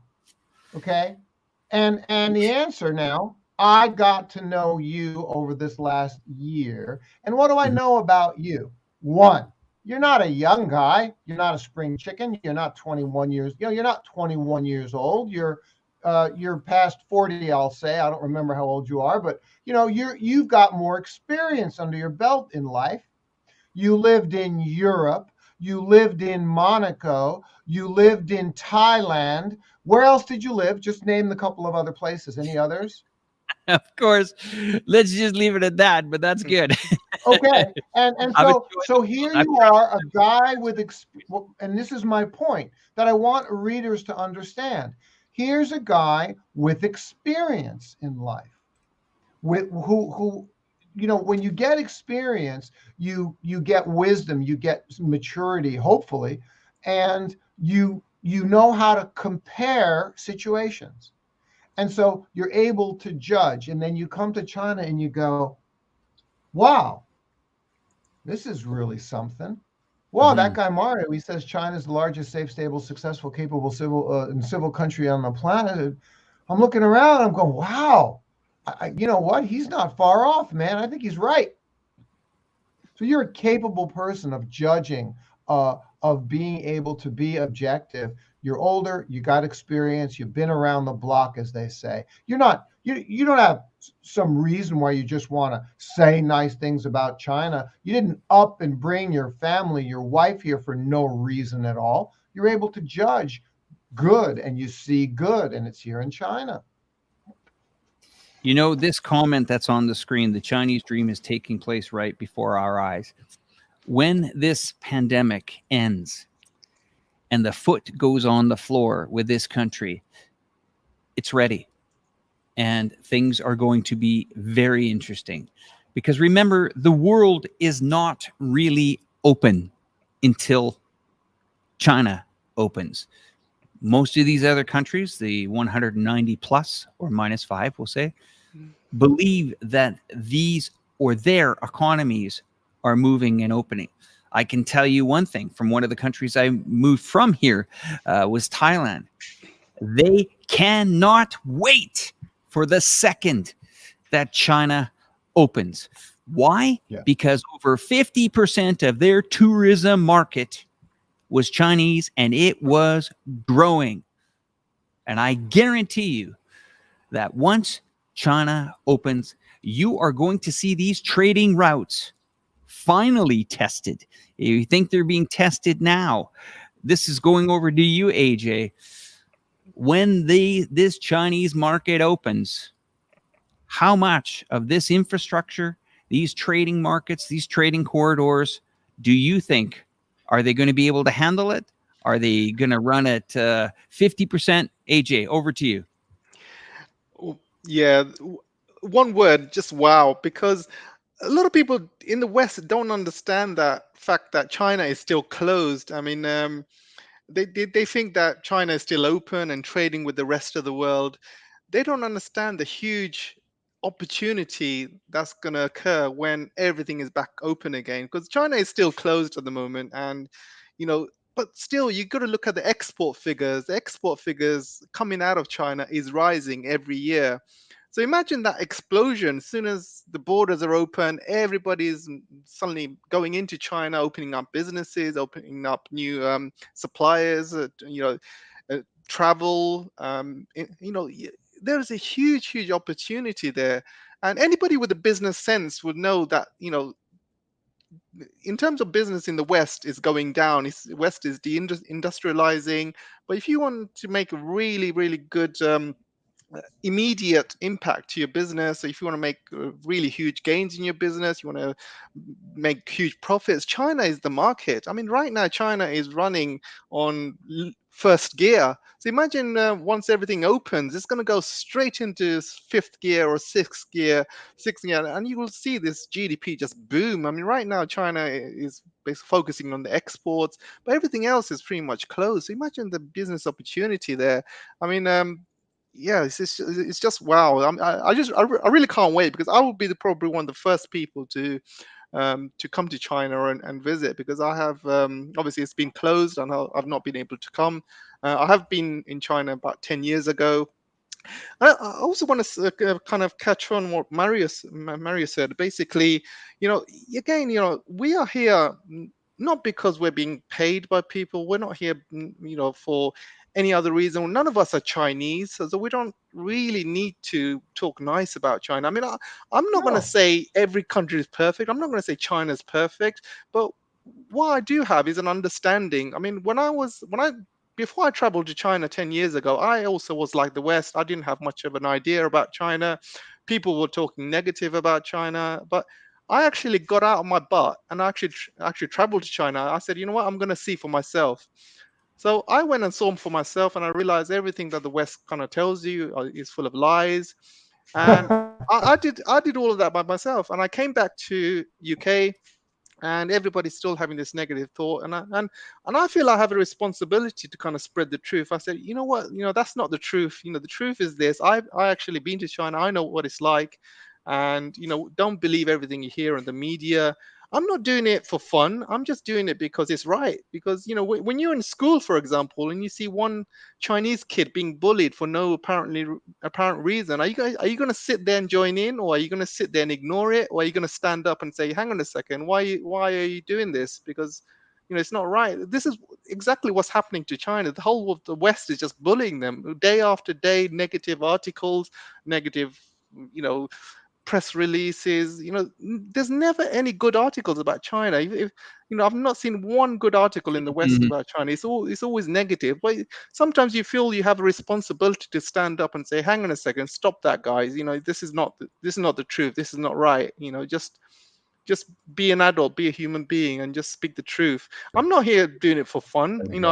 I've not any Chinese links. I haven't got any Chinese family, but I'm doing it because I know it's right. And my channel is not Chinese channel. It's a geopolitics channel. I talk about the rest of the world. So anybody that says, oh, you're talking about China, you're not, you're a Chinese paid shill. I mean, in my channel, I get called a Russian shill. I don't get called a Chinese shill, even though I don't, my channel is very much a geopolitics channel. I talk about the world, and most of I got to tell you guys, I do like this comment that I've put up on the screen. And if Stefan would like to come onto the show to talk to me about this directly, I would love to talk with you about it. Yeah, I don't know. What's this guy? What's he talking about? That's the point. What is he even talking about? We encourage this type of people. So let me see if I'm going to address this right, because I enjoy these types of questions. Has fallen for the propaganda.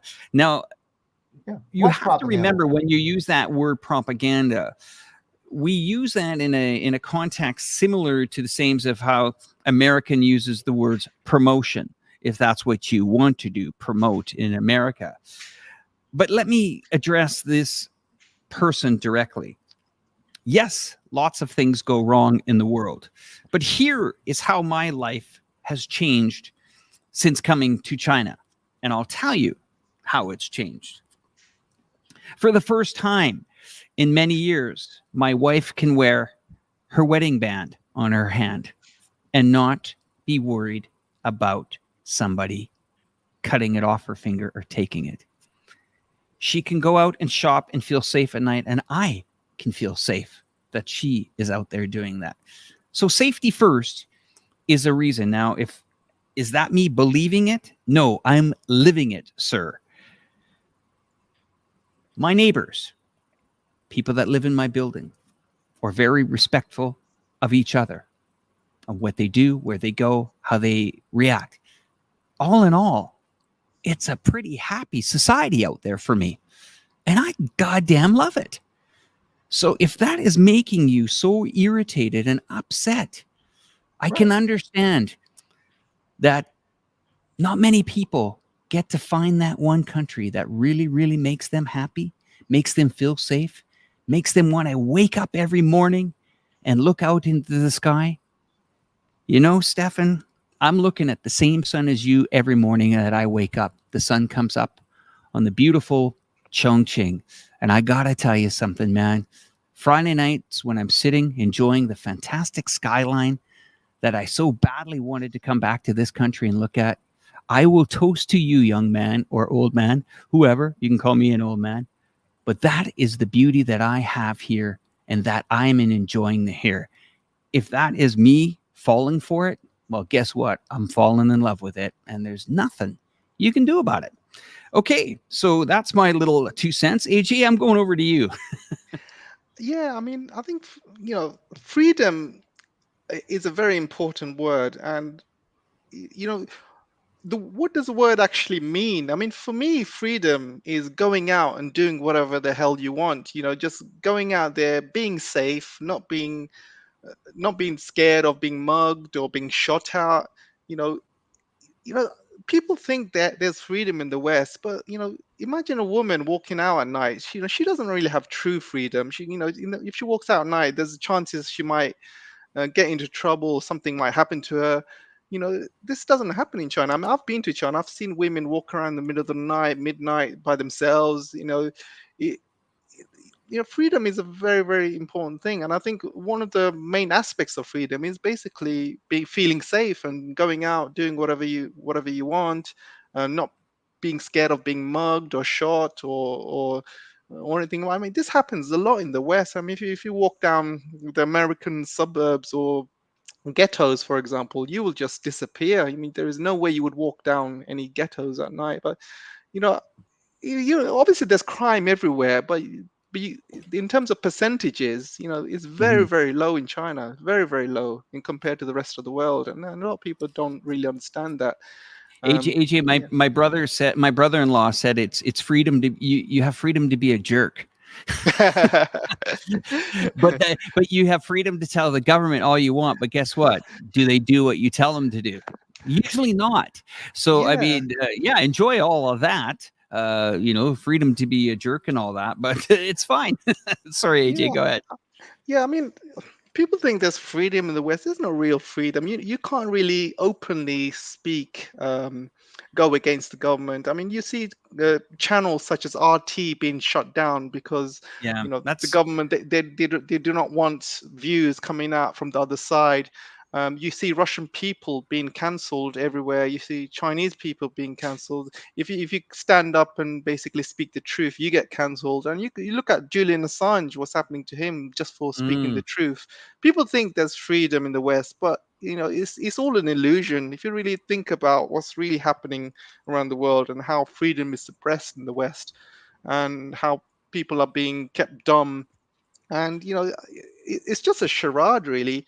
End of the day, freedom is just how you feel inside. I mean, whether if you feel you're free in the West, then that's fine. But people in China, I can guarantee you, they feel more free than what they feel in the West. And I've been to China, and I know how Chinese people are. And people in the West think, oh, Chinese people are being controlled. They're not. Chinese people are one of the most outspoken people in the world. They do, they do not sit down and shut up and listen to the government. If there's something they do not like, they will be the first to stand up and say something. Yeah, there's not mass protests going on because most people are happy. And if there's any protest that they need to do, they basically do it online. For example, if there's something they don't like, um, they will make sure the government changes the rules. One example is, China used to take in a lot of rubbish from the rest of the world. World's rubbish used to go to China, and there was a picture of this young girl sitting on top of a rubbish pile, and that went viral all around China, and people were disgusted. And there was a huge kind of protest going on online, and they said, China needs to stop taking in rubbish from the rest of the world. And guess what the government did? They stopped taking mm, rubbish from the rest of the world.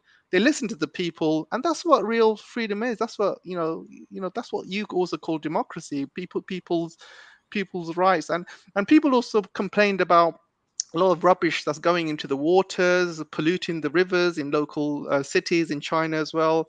And again, the government took steps to make that change. So they listen to the people, they make changes. Then people do stand up, people do protest, but they do it in a different way. Not like going out in the streets causing violence and you know like you see in Hong Kong or anything like that. No, they do it in a different way. They have freedom. They can speak their minds.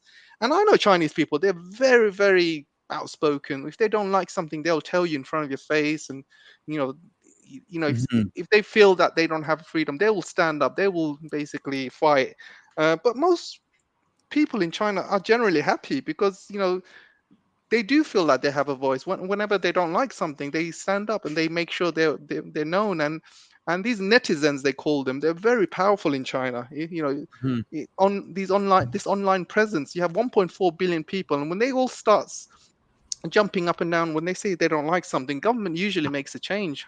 But how often do you see that in the West? When you see protests happening, when you see protests for Iraq, for example, 2 million people were in the streets of London to stop UK going into Iraq. Did the government stop? No. Protests make no difference in West whatsoever. But Yeah, they and actually do. Yeah. AJ, Sorry, I go think on, there's Alex. also, a big misunderstanding. Well, I don't even use the misunderstanding. Like, reading, of course, some follow-up messages from this guy who was, I kind of spoke out at a few minutes ago. I'm not sure if he's aware that my wife was also brought up in the Soviet Union as well. We've had some discussions about that. So we're not completely oblivious of history. But I have to tell you, when your feet come to this country, there are labels on this country. There are labels that are put back into decades where things are changing here. I feel that I'm in actually one of the most capitalistic countries in the world. And Mario, maybe you can add to this. Yeah, I've got an exact answer for it, and I want to be very, very kind about this. And I'm going to bring up something very important. But before I do, I want to directly address Stefan because I see a couple of comments here from him. Stefan, I want to talk to you real quickly about this. I don't know you guys. I come from a communist country, etc. My family had a lot of suffering, including my granddad, etc. Okay, so Stefan, you wrote that part, and then what you wrote down next was that what you're saying is, hang on, I want to find it. Okay, because you then so if you see communism as a good thing, I don't. That's Stefan. You don't see communism as a good thing. Okay, so on this comment that Stefan made, and this is where he's coming from, right? So he said, "Hey, man, my family suffered. They were in a communist country, so I'm wary." So that's where this guy's coming from. Good. So respect for all that. And now I need to immediately correct this misunderstanding that Stefan, that you have, that a lot of people have, which is, why are you even talking about communism? We're talking about China. China is not a communist country. It's not run as a communist country. It's an open market, capitalist, and socialist political system. It's a hybrid mixed system. And communism, where nobody owns anything and everything is through the Dan way, doesn't exist here. So it's not a communist country. It's not even close to being a communist country. So then we have a problem, Alex. And the problem we have is the confusion that the Chinese government itself creates. Because originally, the Chinese Communist Party is called the Communist Party of China, and they need to change their damn name. I've said this for 20 years. A rebrand. This is not a communist country. It's not. You said it better than I could. That's why I put you up to this one. You said it way better than I was wanting to go down that route and explain it like that. But Mario, thank you. But the party is, the name of the party is the Communist Party of China. And so everybody goes, it's a communist country. But no, but the policies are based on Leninist and Marxist approaches to run the government for the society first, for the people first. Okay, so I hope that goes a long way to helping clarify the situation as far as Stefan goes. Now, Alex, can I continue? Because there was the other thing I wanted to talk about. Please do. The floor is yours and AJ's. You guys fight over the time. So I'm following up on AJ in this conversation about freedom. Go to my YouTube channel and find my video that I did for Huawei about freedom. There's no doubt about it that almost every foreigner that lives here in China feels like we have more freedom here in China than you have in the United States. There's zero doubt about that. I'm American. I know what my life is like here. I know what my life is like I talk to my brother 2-3 times a week. I know what life is like in America. I know exactly. And believe me, we have more freedom here than you have there. That doesn't make any sense. No, I know it doesn't. And we don't have time for that tonight. Okay. But I'm going to give you a couple of quick examples. I know you're told that China censors a lot, controls a lot. That's such an odd comment because the United States government and the European Parliament censor and control a lot too. A lot, a really lot. My brother said to me on the phone the other day, there's cameras everywhere in the United States, everywhere. There's cameras everywhere in China. There's cameras everywhere. All these governments control. All the censorship and control is a good thing. You should like it because it keeps you supposed to keep your society safe and stable. Now, back in America and Europe, it isn't. You got crime problems, big time. Latin America, Mexico, Colombia, great places to live. But you got crime problems and violence, fear of getting murdered, fear of getting shot. This is real. It's traumatizing to your psyche. And those things don't exist here. That's why here you're mentally and emotionally free because you're not worried. Think about that for a second, okay? But I want to tell you the other thing. The degree to which China censors and controls and keeps out Western media isn't banning them. It's saying you have to follow our country laws and rules. 1 million foreign companies do business here in China. Google, Twitter, they don't. Because they don't want to, not because they're banned to. They don't want to follow the rules. They don't like the rules here in China. And one of the rules is that they can't sell their data to make money. The Chinese government does not protect Chinese people's personal data online. They protect it. The United States government doesn't protect it. They allow Facebook, Google, YouTube, Instagram to sell it. Okay. In China, they don't allow you to sell your personal data. Okay, so that's why they don't come here and do business because they can't make any money because they can't sell the data. You see, so this is the truth about it. Say, well, it's censorship in China. No. It is censorship in China, but it's for the reason I just said. They're protecting the personal data of Chinese citizens. The reason the Chinese government censors the West is not to, you're told that the Chinese government censors. You're told this by the West, by Western media, by all these pundits, mainstream media and politicians, to control and oppress the people. That is not the reason that China censors its internet and other things. It censors its internet and other things to keep the insane Western influence out, not to control the thoughts of the Chinese and oppress the Chinese, but to keep you lunatic Westerners out from damaging this society the way you damaged that society. Look at the place. The United States is a societal wrecking ball.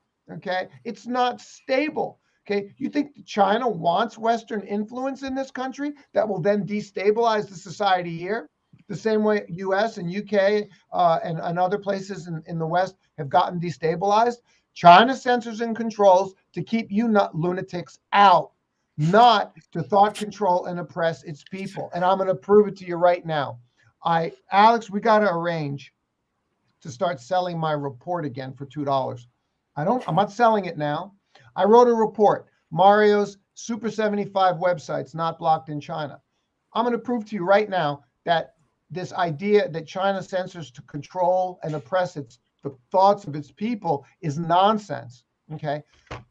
I made a list of 75 of the world's most busy and popular world news and life websites and culture websites in the world, and they're not blocked here in China. Now, the Chinese government must know they're not blocked. So if those websites are not blocked, then obviously the Chinese government is not trying to oppress and control the thoughts of its people. Chinese people are free, and I'm going to list them here. I'm going to rattle off the names of a few. Any Chinese person, 24 hours a day, is free to go and watch any of the following websites. I named 75, but even just 10 of them is enough to know everything about the world 24/7. So that's proof without fail that they do not attempt to control the thoughts of their citizens. They can go and read and watch at any moment in time. MSN, ABC, CBS, CNBC, CNN, Chicago Tribune, LA Times, Washington Times, AP News, San Francisco Chronicle, Market Watch, Boston Globe, USA Today. That's just in the United States. Fox News, Variety, Hollywood Reporter. And in Europe, they can go over to India Today, The Sun, Telegraph. the EU reporter. And then they can also go over to media sites. They can go to media, they can go to LinkedIn, they can go to BuzzFeed News, Newsbusters, the Daily Beast, the Daily Caller, which are some of the worst websites on God's green earth. But you can go to them if you're Chinese. Politico, Forbes, Vanity Fair, Rolling Stone, Salon. If Chinese people can go to all these websites, and these websites are not blocked, and the Chinese government knows they're not blocked because they don't block them, obviously the Chinese government is not trying to control the thoughts of its people. Obviously. It's obvious. And, here's the thing is that now I'm going to kind of roll back to initially what this program was to talk about, trading routes. This is the thing, Mario and AJ.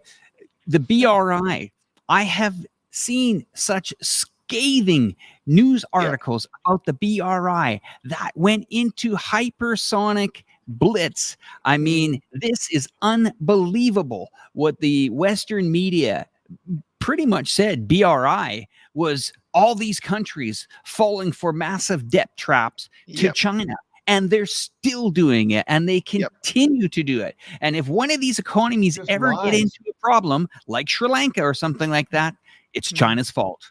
It's China's fault for throwing tens of billions of dollars at these economies. Where were the Brits? Where were the French when Africa needed a lot of the money down there? Where were they? Exactly. What happened? China goes in there, says, wait a minute, nobody built a railroad here? But I thought, what was going on?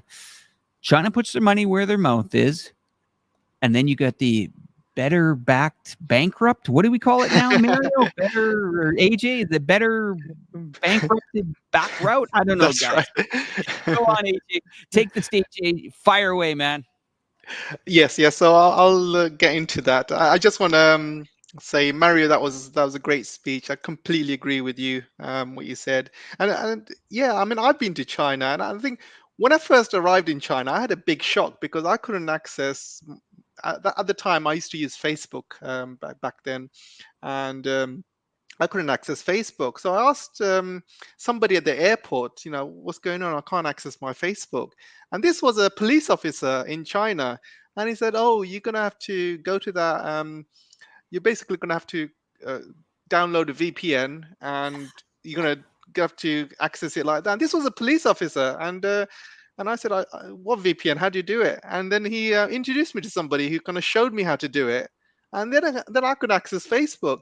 And people don't understand that people in China have a huge advantage. They know exactly what goes on in the West. They can access every single website. They can access CNN, BBC. They see what's happening. They know what's happening around the world. Chinese people are probably one of the most intelligent in terms of they know everything that's going on. People think they're closed. They're not. They know more about the world than a lot of Westerners do. And this guy was basically pushing me to use a VPN, and they're not going to access it.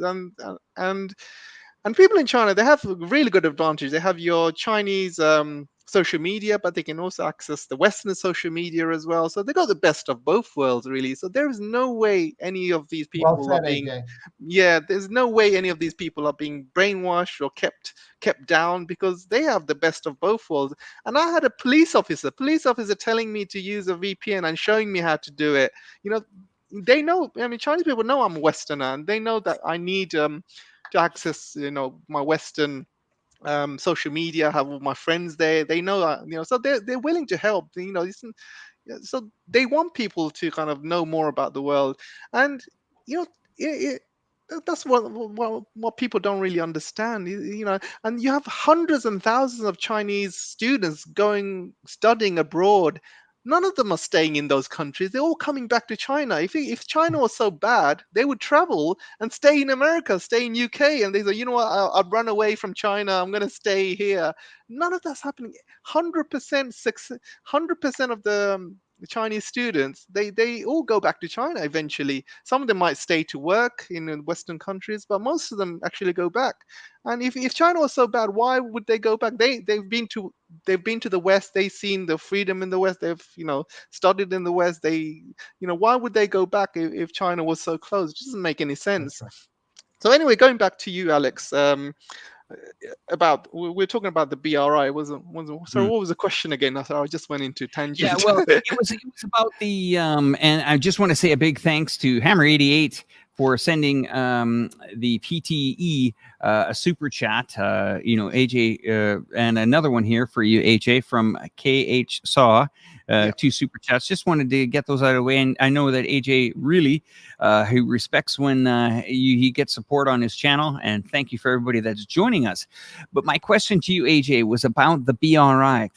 The reason why the BRI doesn't get its exposure.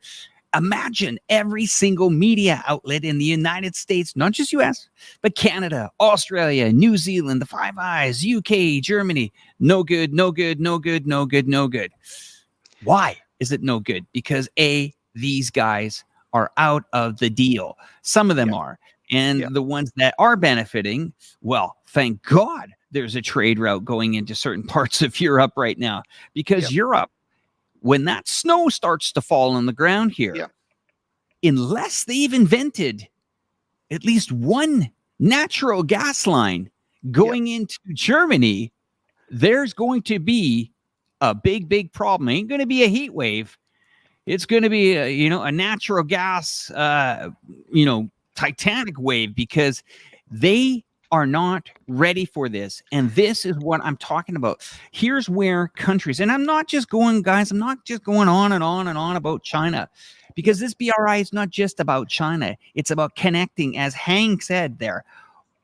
I think there's over 140 countries that have signed up for this. Why have they signed up for it? Because they know that if there is any, way to kind of survive in this economy, whether it's through rail, whether it's through air freight, or, through seaports, we just talked about Shanghai, Singapore. I mean, these are very important aspects of this BRI. Let's also look at, what Greece has done to their ports. Many of these ports, they're ready to rock and roll. And as I said to the viewers many times, this world ain't open yet, guys. Mario, then to AJ. Mario, then to AJ. Following up, Alex, with you on the BRI, you just mentioned specifically Greece. We know that the Chinese now have, through COFCO,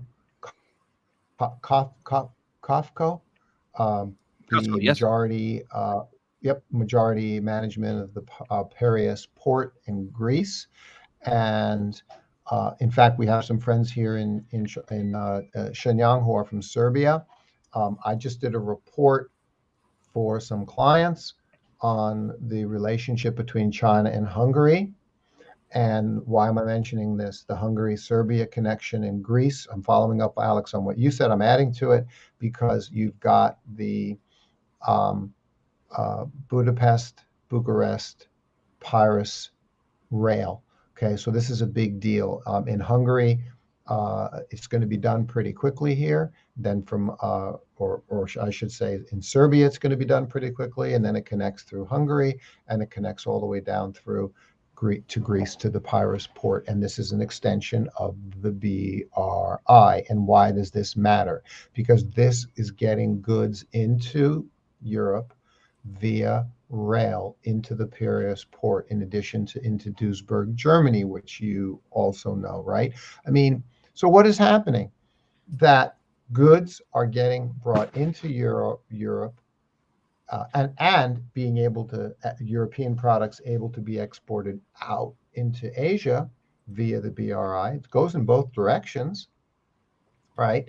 Into China and into Southeast Asian countries. So European countries that want to export their goods, Chinese and other Southeast Asian companies who want to send their goods to Europe by rail. You've covered this. You've talked about this. This is what's happening with the connection to the port.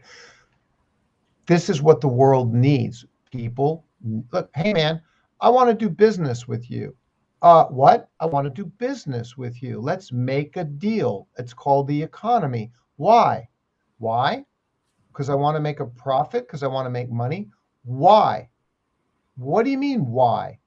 Because I want to put food on the table for my family. It's a fundamental thing. I'm trying to build. I got my household here. I got to take care of my family. This is the fundamental thing. It's not because I want to buy an S500 Mercedes. I mean, fine, if you get rich and that comes later, great. The fundamental thing is we got to make money. We got to do business. We need economics. And Central Europe, this is what it's all about. Okay. So this is the BRI. This is what they're doing. China is making deals. I have to say something. This is incredibly important. People talk about, I do business with Chinese and they screw me and they cheat me and this and that. This is a bunch of baloney. When I was in the United States, I got screwed around with money and business as much as I ever got screwed around anywhere. People are always trying to lie and cheat and steal. Okay, it doesn't matter whether they're Americans or Italians or Chinese. Bad people who want to lie to you and cheat you are everywhere. Okay, the car salesman, right? Okay, when I went to Italy, I had a wonderful time. Italy is the most amazing, wonderful place, #1 tourist destination in the whole wide world. Yeah, well, horse shit to that too, because I got all my stuff stolen out of my car when I was in Italy. All right, so screw that. Okay, so Italy's not such a fantasy land, right? And when I was doing business in America, same thing. And this guy still owes me money. Okay, now I'm going to tell you something. I've lived in China for 23 years. I've done a whole bunch of things 23 years. You go ask my wife. I'll go tell her what I'm telling you right now. You ready for this? 23 years of being here, and I've done an awful lot, okay, over 23 years. American Chamber of Commerce, this and that. I've spoken the highest levels of government. I've done corporate training programs for CBRE and Pfizer, and I've done all kinds of things over 23 years. Guess what? I've never not gotten paid. I've never gotten ripped off in China 23 years. That's the truth, Alex. I've never not gotten paid. Nobody owes me any money. There's not one person I can name, not one company that say, they owed me 10 grand and they didn't pay me or whatever. Not one in 23 years. So come on, give me a break. Interesting. AJ. Yeah, so the question of why is the West being so, I would say, very, very, they're acting very immature. I mean, BRI is something that could link the whole world, not just the West, but also the developing world. Is a trade superhighway, but the West is scared. They're scared of China's rise. They know that the BRI is a really big. It can cause a really big impact to their business. I mean, all the trade links are linking China to the rest of the world, and they're scared of that. They don't want China to rise. They don't want the rest of the world to rise. They have the West have been controlling the world. They've been keeping them poor. They've been keeping Africa poor. They've been keeping Central Asia poor. They've been trying to keep China poor all of these years. But it's all failing. This whole Western hegemony is failing, and it's all down to the BRI. They see these links, these trade links, linking the rest of the world with China, and it's scaring them. And like I said, the United States has rejected the BRI. They're not part of it. So have other countries like India. And these debt trap issues, they're all coming from these countries, and it's also coming from India as well. The first article I seen about Sri Lanka's debt trap came from India. It wasn't from the West. It wasn't from the United States or the West. It came from India, and then the West ran with it. They said, "Oh yeah, this debt trap in Sri Lanka," but people don't really understand. It's not a debt trap when you're building infrastructure. Imagine the huge improvements it can improve, not just to people's lives but to the country itself. You are building infrastructure. The West has been going into these poor countries and giving them money and giving money to all these corrupt politicians. None of that money has been going into the country. That's how they've been keeping all of these poor countries down. They love these corrupt politicians where they can pay off, and these corrupt politicians basically give away their countries, give away their natural resources to these American companies. And the Americans have been getting away with it for years. So now you have China who are coming in, throwing money at the BRI, throwing money into infrastructure projects. Last year, I believe it was, I don't know if it was Anthony Blinken or someone, but he went to Africa and he landed on an airport built as part of the BRI. He drove on a road built as part of the BRI. He went to a government building built as part of a BRI, and he stood up in front of all these people and said, "Do not like join China's BRI program when he's actually physically used all of these projects that China had built as part of the BRI, and it's just hypocritical. But like I said, the West is very, very scared of China's rise. They do not want China to rise. Obviously, they see China as a big threat, and BRI is a huge threat to the West. And people think BRI is only train routes. It's not about it's not about linking train routes or road links, but it's also about building an infrastructure. They build power plants, for example. I mean, what's gonna power up all of these trains and train lines? You need power lines. You need power stations. You need a lot of infrastructure work is going in to improve people's lives and countries. And I think the West is very, very scared of that. And already you can see benefits happening all over the world. But they're not going to talk about any of the benefits. They're not going to talk about all of these Central Asian countries who are improving their lives, improving trade and GDP. They're not going to talk about Laos. These Western journalists, I wouldn't even call them journalists, to be honest. These Western journalists, they spend 4 or 5 years going into university studying journalism. They join a company, they join a newspaper, but all they spout is propaganda. They have no voice. Journalists in the West have no voice whatsoever. If you have a voice, you speak up, you get put into jail like you have with Assange. These journalists basically get spoon fed. They are being told what to do. All of these government newspapers in the West, and they're all owned by the government. This all follows a narrative. If you're a journalist, you can't really speak the truth. You got to follow the narrative. You got to do what the editor tells you to do. Otherwise, you're fired. They'll find someone else to do it. And that's the thing, really. Sorry, that's okay. No need to be sorry, AJ. Sorry to cut you off, but the point that you're making is very solid. Most of these news agencies that you see today, when there's a big catastrophic event, they will be reporting. For example, the Ukraine war that's going on right now. They'll be reporting from Poland. Maybe from downtown somewhere in Krakow or something like that. We're reporting on the Ukraine situation. Yeah. Well, they don't have the cojones like my friend Patrick Lancaster does to stay in the Donetsk People's Republic and to report on that area. Well, there are bombs falling down on his head. For all you guys that aren't aware of Patrick Lancaster, he's a very good friend of mine. In fact, I brought him to the YouTube community recently, and still people were reluctant to say, well, he's just a YouTuber. What's amazing is sometimes people have to dig deep and you will find a gem.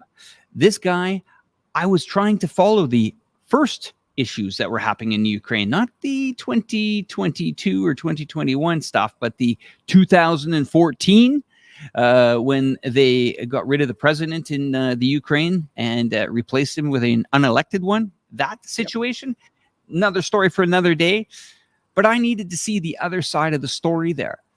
Yes, I've got the BBC sides and the CBCs and the NBCs and the CBS, and I had all that. Yeah, it was great. But I wanted more.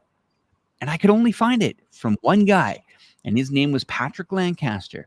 Well, my oh my, for 8 years, that guy filmed just about everything he could film that was going on in that area. And I've said it to your viewers again. I'm going to say it to them one more time. This is one of the most archived video showcase collection of a war that has ever been kept in history. He has 8 years of it. It's sitting on display on YouTube for now, until he's already been demonetized about 7 years ago. But I'm telling you, his footage is going to be used in a tribunal, or it will be shown during an investigation from whatever side. That's for the viewers to decide what they want to figure out. But it's there on display. Now, are these where the true journalists, are these where the true people are today as content creators? Are they the ones that are putting their bacon on the line to get out there and tell you the truth? I got to tell you, I know lots of them. I know the Daniel Dumbrils. I know the Patrick Lancasters. I know the Marios. I know the PTEs, the AJs. These are the guys that I talk to, and I collaborate with. Why? Because I think you gentlemen totally understand what the power of media is and what we can do as a small community to get that message out. Back to you, AJ. Sorry about that. Had to talk about it. No, no, that's fine because I think one of my major issues with Western media, you're not allowed to speak from the other side. Like I said before, RT is banned. Um, I think CGTN was banned at one point in UK as well. There isn't enough people actually standing up and speaking about the other side. And when I was growing up, in the 80s and 90s, there was a lot of that. People were standing up, people were talking about both sides. You were allowed to speak on, you know, every angle. You were allowed to speak up about your views, what you think, and people were actually having intellectual conversations with each other and arguing in a peaceful way. All of that is gone, I believe. Now with social I media, agree. you try and speak up the truth, you get banned, Yep. your account gets deleted, you get demonetized if you're on YouTube. They are basically banning and stopping people from speaking the truth or speaking from the other side. And I'm simply fed up of it. And I agree with but I think we all have a responsibility to speak the truth. And this is what I feel freedom is all about. You should be able to speak your mind. You should be able to say what you want, not just on one side, but on the other side as well. Because nothing's ever black and white. There's always two sides to a story. And if you really genuinely, like one day, for example, everybody started hating Russians. Suddenly Putin's an evil dictator. Putin's been called a Hitler, and all the Russians have been kicked out of UK. All the Russians have been kicked out of America. It's crazy, how Russian, tennis canceled players country. are banned. Yeah, the Russian tennis players are banned from Wimbledon. Man, what have Great. Russian people? If you got an issue with Even Putin, that's fine. But even AJ, what? even Paralympics, some of the Yes, athletes were banned. Oh, Anyway, yes, it's crazy. I mean, if you have an AJ, issue with them, yeah. Sorry, go on. we're gonna say goodbye to Mario. Mario, thank you very Oh, much okay. for coming Thanks, on the Mario. program I today. appreciate that. And we're going to keep it going for a little bit after this, Mario. But Mario, fantastic, very passionate man there in Shenyang. What a pleasure to meet you a couple of weeks ago here in Chongqing. That is just the beginning of our great friendship moving forward, Mario. Thank you so much That's for right. sharing Thanks, it. And Mario. everybody, Appreciate your. we will put another link out I to need to Mario's run. channel in the program. Go ahead, Mario. Yeah, I need to run. I need to run off some things I need to take care of. Great to be here. A Thank you. thousand things to say always. AJ, fabulous. Alex, fabulous. Just need to head out for the evening. Thanks, everybody. Check out my channel. Blah blah blah blah blah. All good things. Be safe. Be wise. Be smart. Don't let people fool you. See ya. Thank God you, bless. Mario. Thanks, Bye-bye. Mario. Take care, Mario. Bye now. So I had some people mention about Daniel Dumbrill. I'm in communication with Daniel every day. We have something nicely planned for you guys coming up here in the not too far future. Daniel Dumbrill will be on the screen with me soon. So keep put that in your post-it notes because that will happen. Okay, so that will get the Daniel Dumbrill questions out. Yeah, he's a great guy.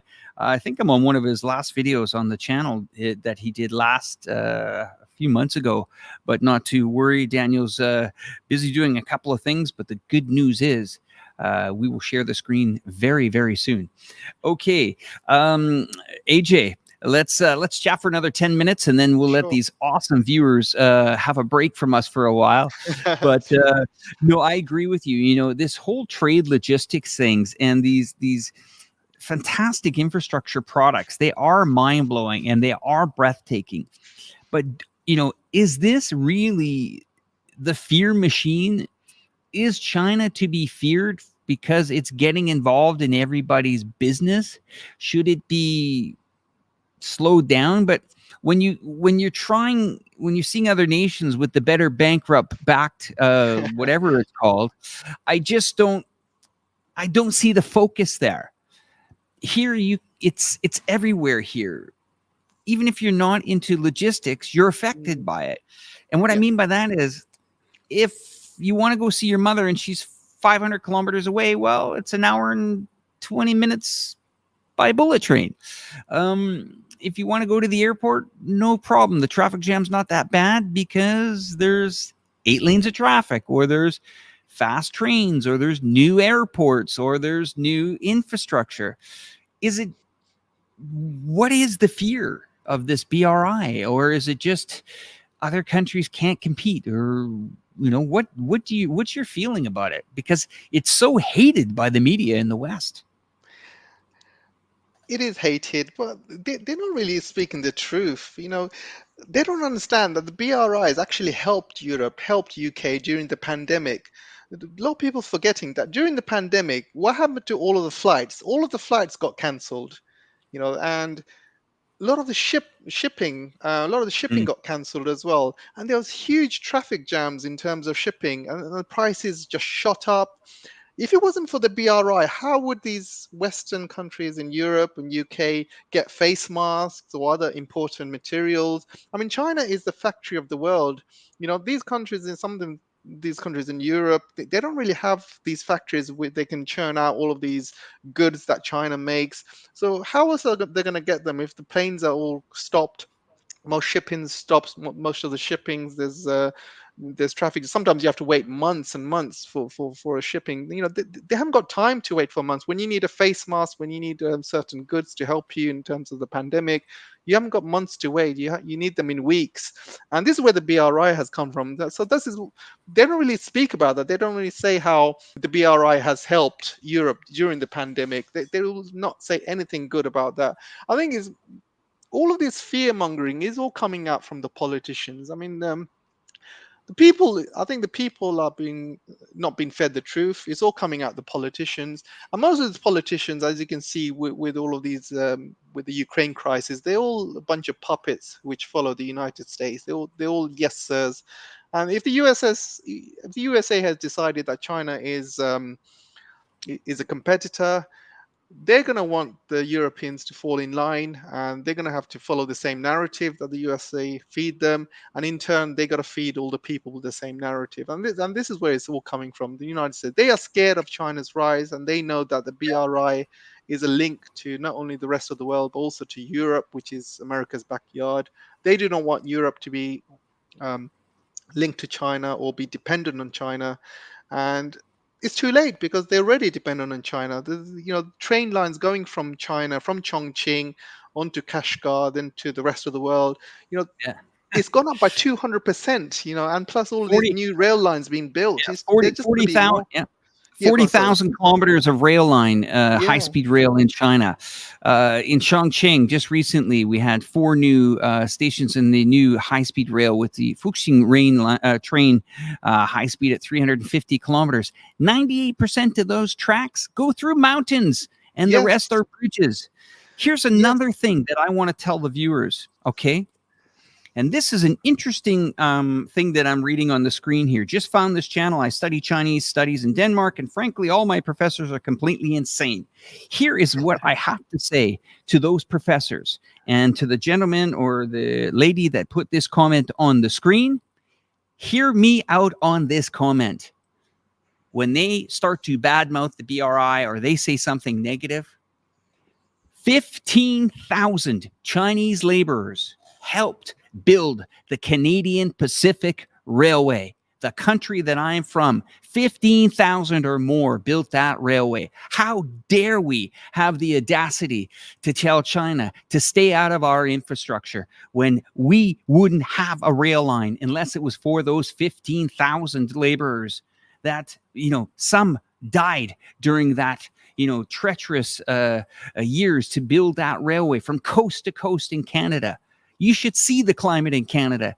You wouldn't want to even be building that in the cool springtime, let alone trying to build it. 15,000 laborers. So how dare people, professors of universities or media, badmouth the BRI and badmouth China when it's putting their necks, their money, their infrastructure, even risking their own economy to connect nations together. Yet other countries like Canada that had 15,000 Chinese laborers build their railways that they are still using today, shame on you guys. Absolutely disgraceful. Yeah, I also want to bring up the fact that I studied architecture And I'm a big fan of mega projects. When I see huge mega projects being done all around the world, I get very happy. I get a real big rush of seeing mega projects being done, even any like projects being done around the world. People don't understand the huge how hard this BRI is. I mean, I'm going to go into a little bit of science and geography. The Indian the country in India is basically a tectonic plate, and China is a tectonic plate. And over the years, India and China merged together. And when you have two tectonic plates merging with each other, and that's what's formed all of these mountains between China and India. And this is why how Everest was formed, and this is why they call China the roof of the world, because of all, because of the Indian continent and the Chinese continent basically merging together. And it is still merging, and this is why there's a lot of earthquakes that happens in that region. And people don't understand, how dangerous it is to build rail links in between those mountains, because that is every single day there are earthquakes happening in that region. And for you to build a tunnel or a rail link, people don't understand the engineering difficulties that China has to go through to do that, and they've done it.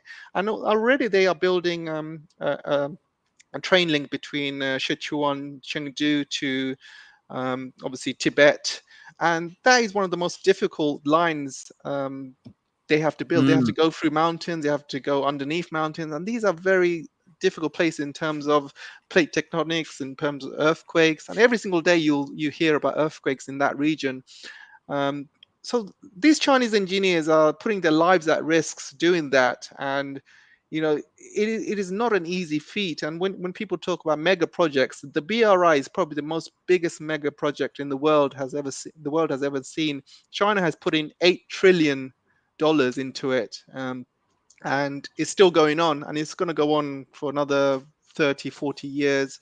And I love architecture and I love mega projects. And if you're a fan of architecture, if you're a fan of mega projects, then China is the country to go, because there's mega projects everywhere. There's beautiful architecture, there's beautiful buildings. One new skyscraper every 5 days. Exactly. I mean, that's one of the main reasons I went to China, because I love architecture. I love buildings. I love unusual buildings. I love mega projects. I love to see things like that, happening during, and I love to see the whole construction phase, and I love to see how they get over problems. I love seeing things like that, and it makes me happy when mega projects are done, because it's not just for China, but it's for humanity. When a mega project is done, humanity progresses, humanity improves. When you link two countries between a mountain, that's improving humanity. It's not just one particular race, but it's for the human race. For this Chinese space station is a mega Amazing. project is in itself, and that's just not for China, it's for humanity. There's things And I happening. think Yeah, I mean, I I'm not just agree. talking about China. There's mega projects all over the world. I just love, when people come together, build mega projects, link two countries together. And I think BRI is not a threat to the world. I think if America embraced BRI, they started working with China, Mhm. humanity would improve. The West would improve. You look at Amazing, yeah.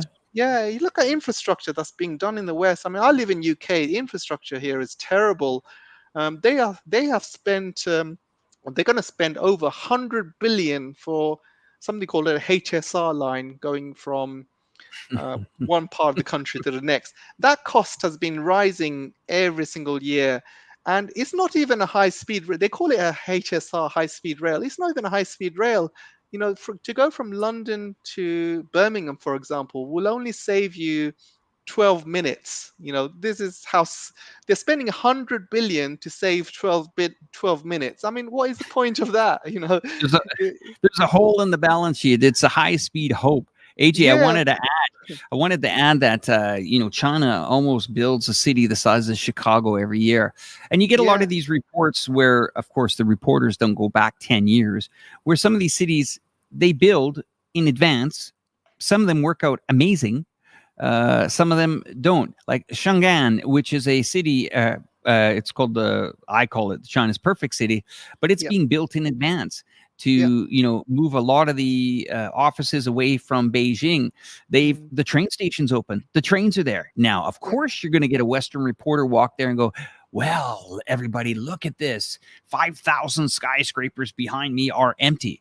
But they don't understand between 15 to 20 million Chinese babies are born every year. Yeah. So when you got an economy of 1.4 to 1.5 billion people, slamming up a city the size of Chicago, no problem. Eventually, these cities do fill up. If they've made a mistake, well, yeah, they make mistakes. But most of the time, they get it right. I mean, for some of you, have the viewers heard of, pull this up. I'm just going to pull this up while we're here. And I just want to see where they can stop me when they don't recognize a name, okay? And I'm going to get probably teased about this because I'm going to try to pronounce these names. And I was looking at this today, AJ. So Chinese cities by population, put it into Google. Chongqing, 32 million. Shanghai, of course, we've heard it. Beijing, Chengdu, Guangzhou, Shenzhen, Tianjin, Xi'an, Suzhou, Zhengzhou, Hangzhou, and now we start to get deeper in the list. Well, I don't know. Ningbo, anybody heard of that?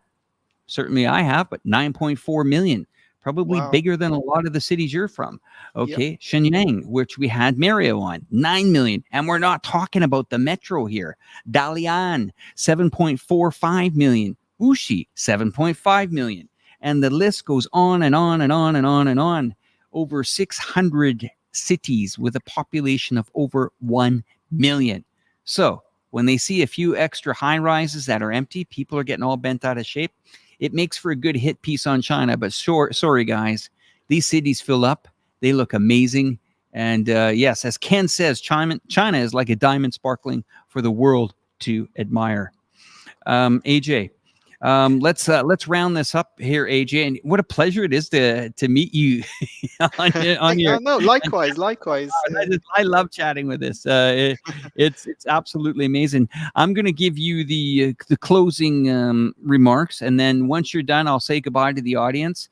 And just before the audience, if you're still with us, all the channels have a link below. If you're interested in AJ's channel, just read in the description. You can tick with that. Vivian, who was on earlier as well. I do a lot of collaborations here. I'm in Chongqing right now. The channel Chongqing is there. And also my personal channel, Alex Reportify Media, is also on there as well. What a pleasure it is. I'm going to let AJ pretty much close off this live stream. And then when you're done, I'll say goodbye to everybody. What a pleasure. AJ, go ahead, sir. The audience is yours. Thanks for that, Alex. Yeah, no, it's been a pleasure. Always a pleasure talking to you, Alex. You've been a really great hero of mine. So yeah, I'm glad I'm sitting down and having this chat with you. So yeah, I just want to close up on the subject, China's trading corridor. And I think it's a good thing, linking up to the rest of the world. I don't think the West should be afraid of this trading corridor. I don't think the West should be afraid of the BRI. They should be embracing it, because one thing they're not going to do is stop it. They will not going to be stopping. I mean, like you said, over 140. I believe it's 150 now. I think more and more countries are joining up every single year, and it's not something to be afraid of. It's something to be embraced. I mean, if all the world countries start joining into the BRI, humanity improves. Is best for everyone. It's a win-win situation for everyone. The West is lacking in infrastructure. America's lacking in infrastructure. Everyone knows that. America's roads and bridges are falling apart. They don't have the money to build it because they can't afford it. Sometimes it's good to get the Chinese involved. They say that America is full of lawyers and PR agents, but Chinese is full of construction workers. Sometimes you got to work with the best situation with each country, and this is how this is what it means to collaborate. You collaborate with different people with different skills, same way you collaborate with different countries who have specialists in different skills, and this is how humanity will improve. Humanity will not improve if you start bashing China's BRI, the trade corridor, finding this build back bankrupt systems which doesn't even work. I mean, when they first announced it last year, Biden announced it, I mean, they don't even have the money for their own country to build infrastructure. Where are they going to get all of this money to build infrastructure in all these developing countries? So 1 year later, so obviously nobody talks about it anymore. It's disappeared. Now they've talking about something else. Nobody takes them seriously. I mean, all it takes is one Western leader to look at the big picture and think, you know what, we're not going to be able to stop China's rise. We're not going to be able to stop China's BRI program. Let's work with them. Let's improve as a country. Let's work with their strengths. Let's improve together as a humanity. You know, let's let's have peace. China's going to rise no matter what. There is no way they will stop them.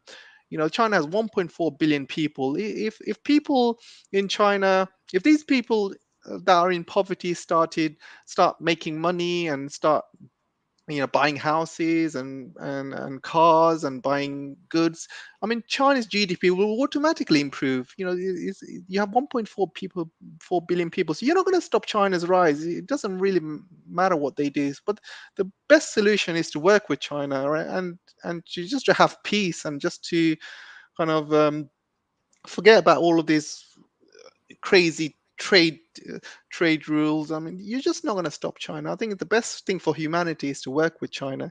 And then, like I said, I wanted to also talk about Zhongyang as well. I think that's definitely one of the major mega projects. I do actually look at that city very closely.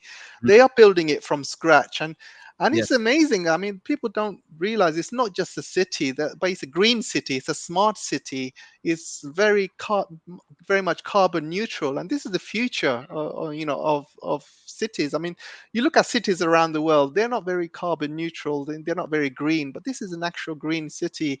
And not only that, people don't realize that near Beijing, and you got Tianjin as well. There's not many major cities around there because there's not much water. So what they've done, they've built this another mega project, which is the south to north water diversions. And there's plenty of water in the south, but what they're doing now, they're moving all of that water to the north, which helps develop the new city, Xiongyang, and will also build new cities around there as well. But again, West has been talking about ghost city for years. Cities like Ordos and places like that, they've been saying it's a ghost city. But if you look at it now, there's a huge population there. Sometimes, it takes time for cities to build and people to come in and people move in. It takes time. It's not something that's done overnight. It takes 10 years, 20 years. But nowadays, nobody can say Ordos is a ghost city anymore. No Western paper is going to cover that. But 20 years ago, they're saying, yeah, it's a ghost city, ghost city. But now it's a fully thriving city. There's businesses, there's people going to schools. It's a thriving city, and the population is growing every single year. But yeah, these cities are built, but eventually, once you build something, eventually people will move in. And this is, like I said, once China opens up, people say there's 1.4 billion Chinese people, but once China fully opens up, you will see a lot of foreigners coming into China because they see it's a rising economy, it's a good place to make money, good place for business, and you will see a lot of people moving into China over the next few years. And they'll need space, and they'll need building, they'll need properties. They'll need to be able to sustain all of these people that are going to be coming in. So they need to do this. So yeah. Over to you, back to Alex. Thank you very much. So yeah, you mentioned some cities and stuff like that. In the future, AJ, we got some big things happening as we will be bringing back the Let's Talk China show. And of course, AJ, we're going to have you on there many times. Brilliant. So thank you very much. Yeah, pleasure.